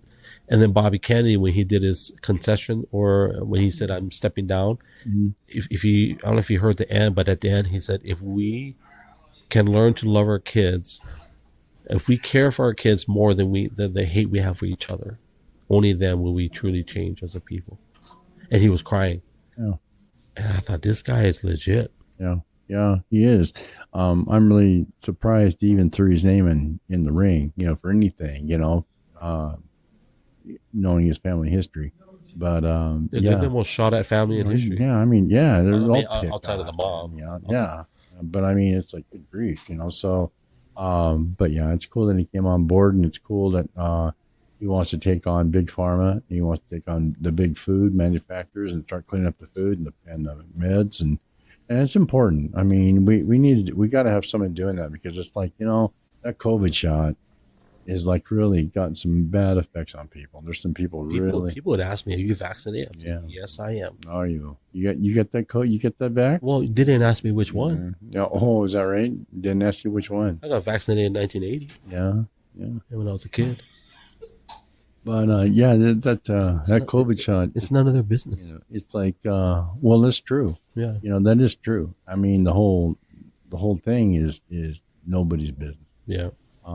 But they make it their business, and they try to make it our business. So if Bobby does do health and food, drugs and food, do you think that abolishing the FDA would work? Do you think that's? Oh yeah. The FDA is not doing anything now. It's like the WHO. The WHO's not doing anything, but giving us mandates. We don't need that. Well, and they're sending a bill. On sending the bill. And Fauci, he's retired. He makes more money than the president of the United States. He's retired at almost $500,000 a year. It's like 440 some odd thousand a year. For what? Excuse me. And that's just the federal money. We're not talking about the side hustles. Well, it's like, but still, there was 13, he got like 13 million or something on the side. And then of course his wife is another $13 million doctor for, so it's like, here we go. But how many people is he responsible for? Him and Gates? And Bill Gates, what is it, Denmark or the Netherlands? They want his head on a platter. Netherlands. Yeah, they want his head on a platter. But that's part of the reason how I met you was through we're talking about this whole. That's situation. Right. The whole situation, and us trying what we can do as human beings and people in general, trying to think what we could do to make a difference and try to help other people too, because it comes down to us. It's just down to us, the people. Government doesn't mean crap. In reality. And Trump is not our savior. No, he's not the savior of the world. He's not the savior of my life. No. But I think we got to step up, right? As husbands, as fathers. For me personally, like in our personal belief, like obviously God is the center of our home, and everything we do centers around Him. And it's like as a lot of people put Trump on a pedestal. I don't. I pray for the guy, because he will be the first president again to do stuff that he said he would do, and he would also be hated for that. I think he's the only president that can say, I promise you I will do this, but you're also going to hate me because I actually did what I said I was going to do. Right. And if I don't do what I said I was going to do, I'm going to fire everybody that would not allow this to come to fruition. Yeah. So I do pray for him, because that's a lot of things. And one thing we don't talk a lot about enough is that what he's uncovering is not just corruption. He's uncovering evil. Things that are evil and just detestable. Like politics aside, let's put religion aside. There's some of the things that they are pushing that are just flat out evil. Like, we don't have to talk about God, religion, politics, left or right. I do not want a dude who is 6'5", 230 pounds competing against my daughter in women's sports. I don't want a dude that's walking into a girl's bathroom because he identifies as a female and he can perv on my wife and daughter while they're using the bathroom. No, thank you. You know what I mean? So even all the left and right all those issues, put that to the side and just look at it at face value. And no. So for him to uncover those things that are inherently evil, because to me it divides up what the family unit should look like. Right. He's going to be. It's what we said earlier, that when he had the dinner with his family back in 2015, if I run for president, they're going to come after me and they're going to come after you. And he has, but look what he has this time though. His whole family is behind now. I mean, his son Byron is now of age and stuff. So I mean, he doesn't have any little ones behind him anymore. Yeah. So, and they're all experienced. They all have their own, the experiences living with him, seeing politics, see what's going on, seeing where decisions need to be made and what needs to change, And then he's got Elon Musk. See, and there you got him. And then you got the other guy, too, that wants to come on with him. There's the other guy that is a billionaire, big money maker. Yeah. Money. I don't know. That's the guy that opposed him, I think, the first time. But anyway, so he wants to get with Elon also. The two want to get together and crunch numbers. And Elon's already crunched enough. And he's crunched $2 million into our pocket already. And that's all they've been trying. So it's like, there's a lot of fraud, waste, and abuse out there, and has been for a long time. And hopefully we can just get it caught, get it taken care of, get it cleaned up, stop wasting stuff, start, do a little more recycle, like the whole green thing. I'm not against going green. The green's fine, and we all want that. But the problem is, look what it does. I mean, it's a business, no matter how you look at it. Well, it is. And then also, too, but it's an environmental hazard using windmills. And now Inslee, the governor of Washington, I was told the other day, he's got a lawsuit against him now for the windmills up there. What's funny? And I didn't know this, and it's such a weird thing. And I'm reiterating, I'm not a Trump fanboy or anything, but he brought up a fact I never heard of. I don't think anybody really has. And it's baffling how Trump knows these things. But he was on Joe Rogan, and he says, and the whale. He said, the windmills, they're killing the whales. They're killing the whales. They are. I'm like, I've never heard it before. And I fact checked it. He was right. Yeah. Well, what frequency or something to that effect. It's the frequency the Navy's using to find that they gotta check the ground to see where they can put a base for a windmill.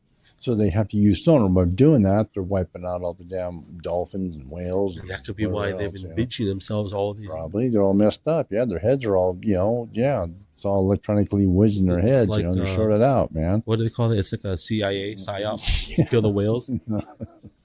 Yeah, whatever, man. And whatever they want to do, whether they want to or not, they're doing it. So it's like, But when it starts sucking up 30 acres when you got to suck up 30 acres of habitat to put in, a windmill. To power up 5 houses. Well, yeah. I mean, whatever. I don't care if it just does transistor radio. I mean, if it's 30 acres of wiping out habitat just for the platform for this thing that is completely unrecyclable. The only thing I think recyclable on those windmills is the motors. I think they can recycle those. Yeah, and they don't know where to put it. Yeah, but everything else is done. I mean, your blades. It's every 5 years or every 6 years. Yeah, and it's just loading. That's what your landfill is now. Your landfill is all the go green stuff, So I think at the bottom line for those green energy guys, it is a business, period. Because if it wasn't profitable, nobody would be pushing it. It's not profitable. They're just blowing money on the damn. I don't see where it's profitable. Well, it's profitable for the guys making it. Yeah, I guess. But now for the people that are using it for their energy. Yeah. It's like, I mean, like for example, I'll give you a story. My friend in Hawaii, him and his family have one of the biggest distribution companies in the state of Hawaii. And they also they were making takeout containers for restaurants, making the plates for the schools, public schools. So all of the disposable, and they use styrofoam. So of course everybody has a stigma about styrofoam, but what they don't see is that his company is very responsible.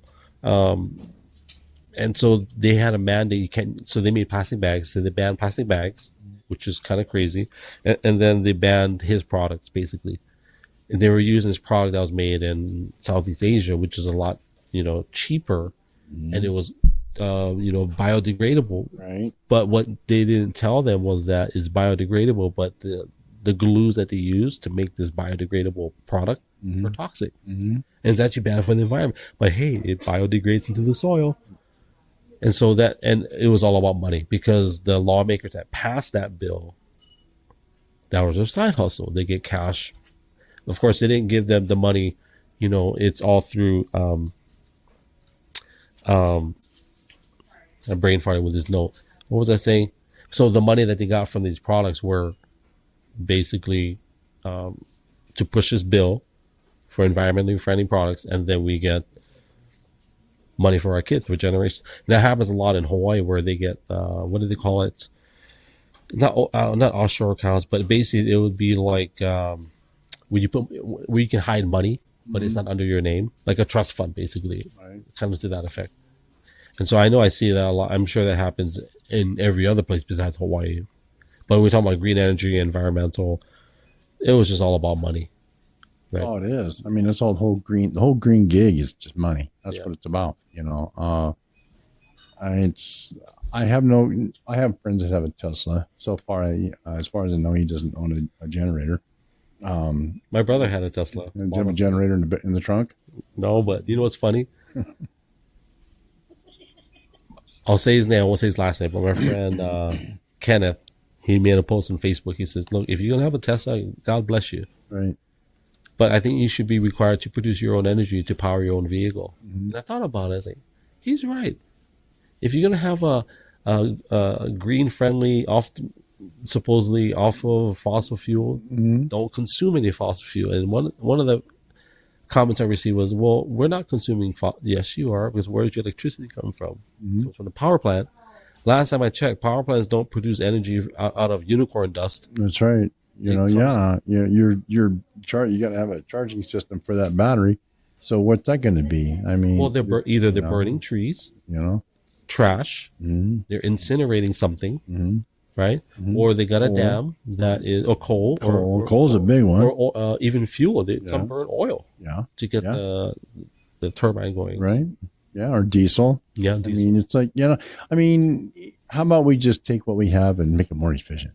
Yeah. You know, instead of getting rid of it, and instead of bringing in something that looks good on the surface. But I mean, we've been doing this long enough. I think we've been looking at windmills and solar panels and all this kind of, I mean, and we realized that not one of those things was in North Carolina. I saw no electric trucks. I saw no electric bulldozers. I saw no electric airplanes. I see nothing electric out there. Everything I saw was diesel, you know, diesel or gas. And that's where you're at. You know, your wind power, your solar power. It's a nice idea, if, you know, running your little garden box outside your kitchen window. It's cute. But when it comes to doing something, when it comes to being productive, when it comes to building, it's like we are going to have to be more efficient. I think we should be more efficient with what we have. One thing, and we'll land the plane in a couple minutes, but one of the things I shared the other day was, and this is just a hypothetical, where we're headed now, we're going to be so reliant on AI and technology. Oh yeah. That it's being forced on us. I mean, you look at your Ivy League schools. Okay, free Hamas. Okay, that's where your doctors, your lawyers, all your professional people all used to come from. But Hamas, not anymore. Islam has been dumping millions. And then there you go again. The greeds, the whole works. These universities getting all this money from third world countries, you know, Iran, Iraq, whatever, to push their religion, which, I mean, fine, if you want to, if that's the religion you want to follow, that's fine. But I mean, it shouldn't be forced on the kids the way it's being done, and it's just being forced on them. And you look at it now, they're just sit-ins. You know, they have, I saw a picture today, you know, of, was it Howard University? Was it Howard? Yeah. That's where Kamala graduated. And they're just like hanging out, you know, they're all burqa'd up and all about poor Hamas. Well, Charlie Kirk had a great rebuttal someone had told, because he doesn't have a college education. And so they were kind of blasting him, and they're like, you don't even have a college degree. You don't even have a master's, and yet you're telling us who are in college. And so basically he came back and said, well, my company produces, you know, $55 million a year. Mm-hmm. I'm very wealthy. I provide jobs for people. I have a staff that I pay every year. I give them a lot of money. I don't have any education. How is your education working for you?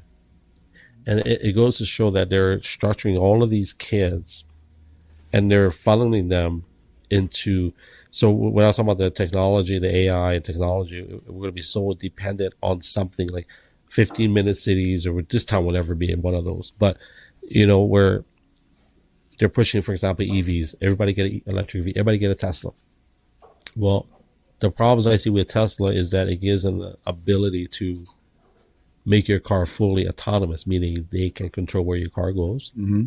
If I need to plug in, I gotta find somewhere to plug into. I gotta find electricity. I hope it works. Hopefully there's no natural disaster. Hopefully it's not somebody, a homeless person, camped out on it. So now they have control over your vehicle. Mm-hmm. If that doesn't work, let's just use our Neuralink, which connects to your brain. If that doesn't work, let's get our robots, Optimus robot. If that doesn't work, well, we have rockets too. We can just we'll blow you up. We'll just blow you up. But the truth is, like, at some point, having a gas-powered vehicle is going to be a luxury. Mm-hmm. And you may even get penalized for having that luxury. Like California, right? California. Well, yeah, California. That's just not going to work. It's not going to happen. And I think Trump's going to try to reverse it. Well, I mean, it's either that, or if you're a blue state and that's the way you want to go, it's like, again, the federal government can just add your life, and then Trump can just say, fine, here's what I want to do. If you're going to stop me, then it's on you. Yeah. You're not going to get federal money. You're going to have to figure out a way to take care of those people yourself. And that's actually a real thing, because I won't share it today. We don't have time for it, but there is that's real, because we actually experienced that in Hawaii when we were, I don't want to say we were protesting, but we were supporting this candidate. And I'll never forget that he talked about this email that they got the night that they had to vote on this bill in Hawaii. Mm-hmm.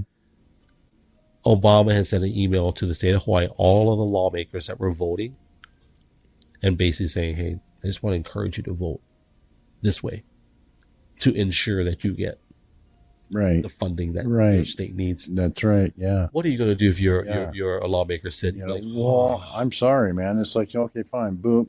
Keep your cash, dude. Well, it's like, you think, right? But, you got to do something here. I mean, you're being, you can let yourself be held captive, I guess. I mean, I don't know. At this point in time, I think states have just given up so damn much that they've allowed the federal government just to come in whenever they want, just do whatever they want, and they've made themselves made themselves dependent. And I don't think that's right. I think states need to figure out a way to make themselves not so dependent on federal government. Put people to work. I think it's going to happen starting in when is he officially getting sworn in? What's the date? 20th. The 20th of January is when Trump comes in. But and like I say, state level, we need more at state level, more leadership. We need more people working together. It's like even more probably volunteer time. Just some things you just have to do to get them done. But the biggest problem, like I say, Portland's our biggest problem. With the homeless problem, the drug problem, and we got to get that Tina Kotek. Yeah, Tina Kotek. I mean, it's like it's an overwhelming problem. It's a huge problem, but like I say, they just need to. If it was me, I would just take a couple of the oldest motels in around Portland area, and I would just buy them out, and use those clearinghouses, drug homes, figure something up for families. The mom and dad going to work 40 plus hours a week, and no place to live. They'd be the first people I'd get out. That's the first. I mean, where's your home? Why did you have a home? If you did, you're back in it. Okay. And the power's back on. We're not going to worry about bills. We can slide on that. Let's get things going, get people's lives back up and going. Okay. And let's, stop all the damn massive killings. Start giving people a little self-esteem, and we can give them a little more freedom if we can. That's a fundamental, and we'll end it on here. We'll do a five question rapid fire move. All right. But that's a fisherman versus giving the man a fish issue, right? Because if that is going to happen, that means you're taking the fish away from them, but you're giving them a fishing pole, right? And now they got to figure it out, and that has no value to a society that requires its people to be dependent on the government. Oh, no, it doesn't do us any good. I mean, look where we're at, But government needs to be a lot more efficient. Your recycling program, it really fires me off in Oregon. Our recycling program is such a joke. I mean, they, Why is it limited to, what is it? yeah, 144 cans or something. I mean, How do they yeah, keep track of it? yeah, you're right. I mean, who came up with that number? I mean, and then that's only a Bi-Mart. Any place else you can just feed the machine, until it quits. I guess. So in Hawaii, they had certain types of limits because the homeless would fight each other for it. Right. But even that's not a legit, like, they don't have to fight for it. They can just go get their own cans. There's tons of cans everywhere. Sure. Well, yeah. Well, like around here too, but these guys, the homeless here, they'll go jump in one of the trucks around here that has the bottles and cans. At least when I worked at IGA, there was a horse trailer out in the parking lot, and Cook County High School, I guess cheerleaders were using it to collect bottles and cans. Well, the homeless would go out there. Well, they didn't lock it. One night they didn't lock the damn thing. And so this guy crawled in there and he pulled out, I just started pulling his bag. And he started coming into the store with all these already smashed up bottles, And I'm like, what are you doing? Well, you got to respect the hustle. At least he's working. Well, well, yeah, working. But I mean, oh my God, you got to put your mouth over that bottle and blow it up, put air back into it so it'll feed back into the machine. I'm like, dude, don't tell where your mouth's going, man. You're putting your mouth on a dirty ass bottle. And it's like, what? I mean, come on. I mean, it's just health wise, Well, maybe he needs to get high. Maybe that's why he's doing it. Well, it's kind of one of those deals. Like I said, look, man, I think I gave the guy $20. I bought him some food. That's what he's doing. He goes, "Why do you need something?" It's always something stupid. Well, stupid, but I mean, it's something that they need, like food or something along that line. Something they need to have. So it's like, fine, here's $20. Let's put the bottles back and back to the cheerleaders. It's like, all right, are we good? We good? What are you eating? Oh my God. Okay, we're gonna end it so we can eat. Okay, here we go. Rapid fire. I'm not gonna ask what I always ask my guests, but I will say question number one is, if you had to choose between Hawaii or Oregon, Hotel Street or Portland, where would you live? Portland. Okay, let me be more clear. Would you live in the Pearl District, Chinatown in the Pearl District? Is that the same? Well, Pearl's in Chinatown, two different things. Okay, would you live in Chinatown or Hotel Street? Pick one. Chinatown. That's where they had the shootout. That's a crazy shootout. Huh. Yeah, at least you see him coming. Okay, question number two. Grass-fed beef or the other that's not grass-fed? Grain-fed. I take grass-fed. I like grass-fed. You like grass-fed? Mm-hmm. I love grain-fed. If it's good, like Japanese A5 is grain-fed. It's really good. Yeah. Grass-fed is good though. I think the fat is interesting compared. Okay. That was question number three. Either Kona coffee or Sumatra coffee, which is a better choice for you. Kona. All right. Question number four. Are you a Dodge guy or Ford? Pick one. Dodge. Interesting. Okay. You are, this is the last question and then we'll land the plane. You're 97 years old. You've done everything you think you could have done in life. If you had one thing left to do in your death, but you had 1 week to live, what would you do? Oh, I guess it'd be spend time with you. Take that, put it in my pocket. I'll take that gold nugget. I'm gonna cash in on that gold nugget. Appreciate you. Appreciate you. You're legit. We're gonna end it. Okay. For anybody that doesn't know him, I met him at a gas station. He was harassing me, trying to pump my gas. I didn't want him to. He says, "No, Greg, I'm your boss. I'm going to pump your gas." That's how I met him. You want the whole story, you got to watch the beginning. And then it's amazing how God brings people your way. And I'm just blessed to be able to do this today. We're going to do many more, obviously, like this. I also just want to thank anybody that's watching on live or replay. Spotify, Apple Podcasts, you're going to have to wait a little bit. For those on X, YouTube, we had a problem, but that's okay. YouTube, Twitch, Kick and Rumble, thank you. We appreciate you guys. And if you want to support this channel, we'll play a couple of ads as we close it out. And every dollar, every penny counts. It helps me, pay for the sushi bill, which we're gonna have a nice sushi bill at the end of this podcast. We're at Sora Sushi, so I want to give a very special shout out to Sora Sushi in Central Oregon. They have multiple restaurants here and also in the Portland area, and beautiful backdrop. Sid added another decoration with his tea mug, I think, and we're just blessed. If you want to connect with me, go to therealgilo.com. That's my website. All of my socials are there. And on behalf of my wife, my kids, we're just like waiting for dad to get done because they've been eating wind biscuits for the past hour and a half. We just want to say we love you guys. Thank you for your time, your hearts, your bars, your data, all that good stuff. But most importantly, family, thank you for your time above everything else. And I hope that the exchange of your time for this guy, it was worth it. So we love you guys.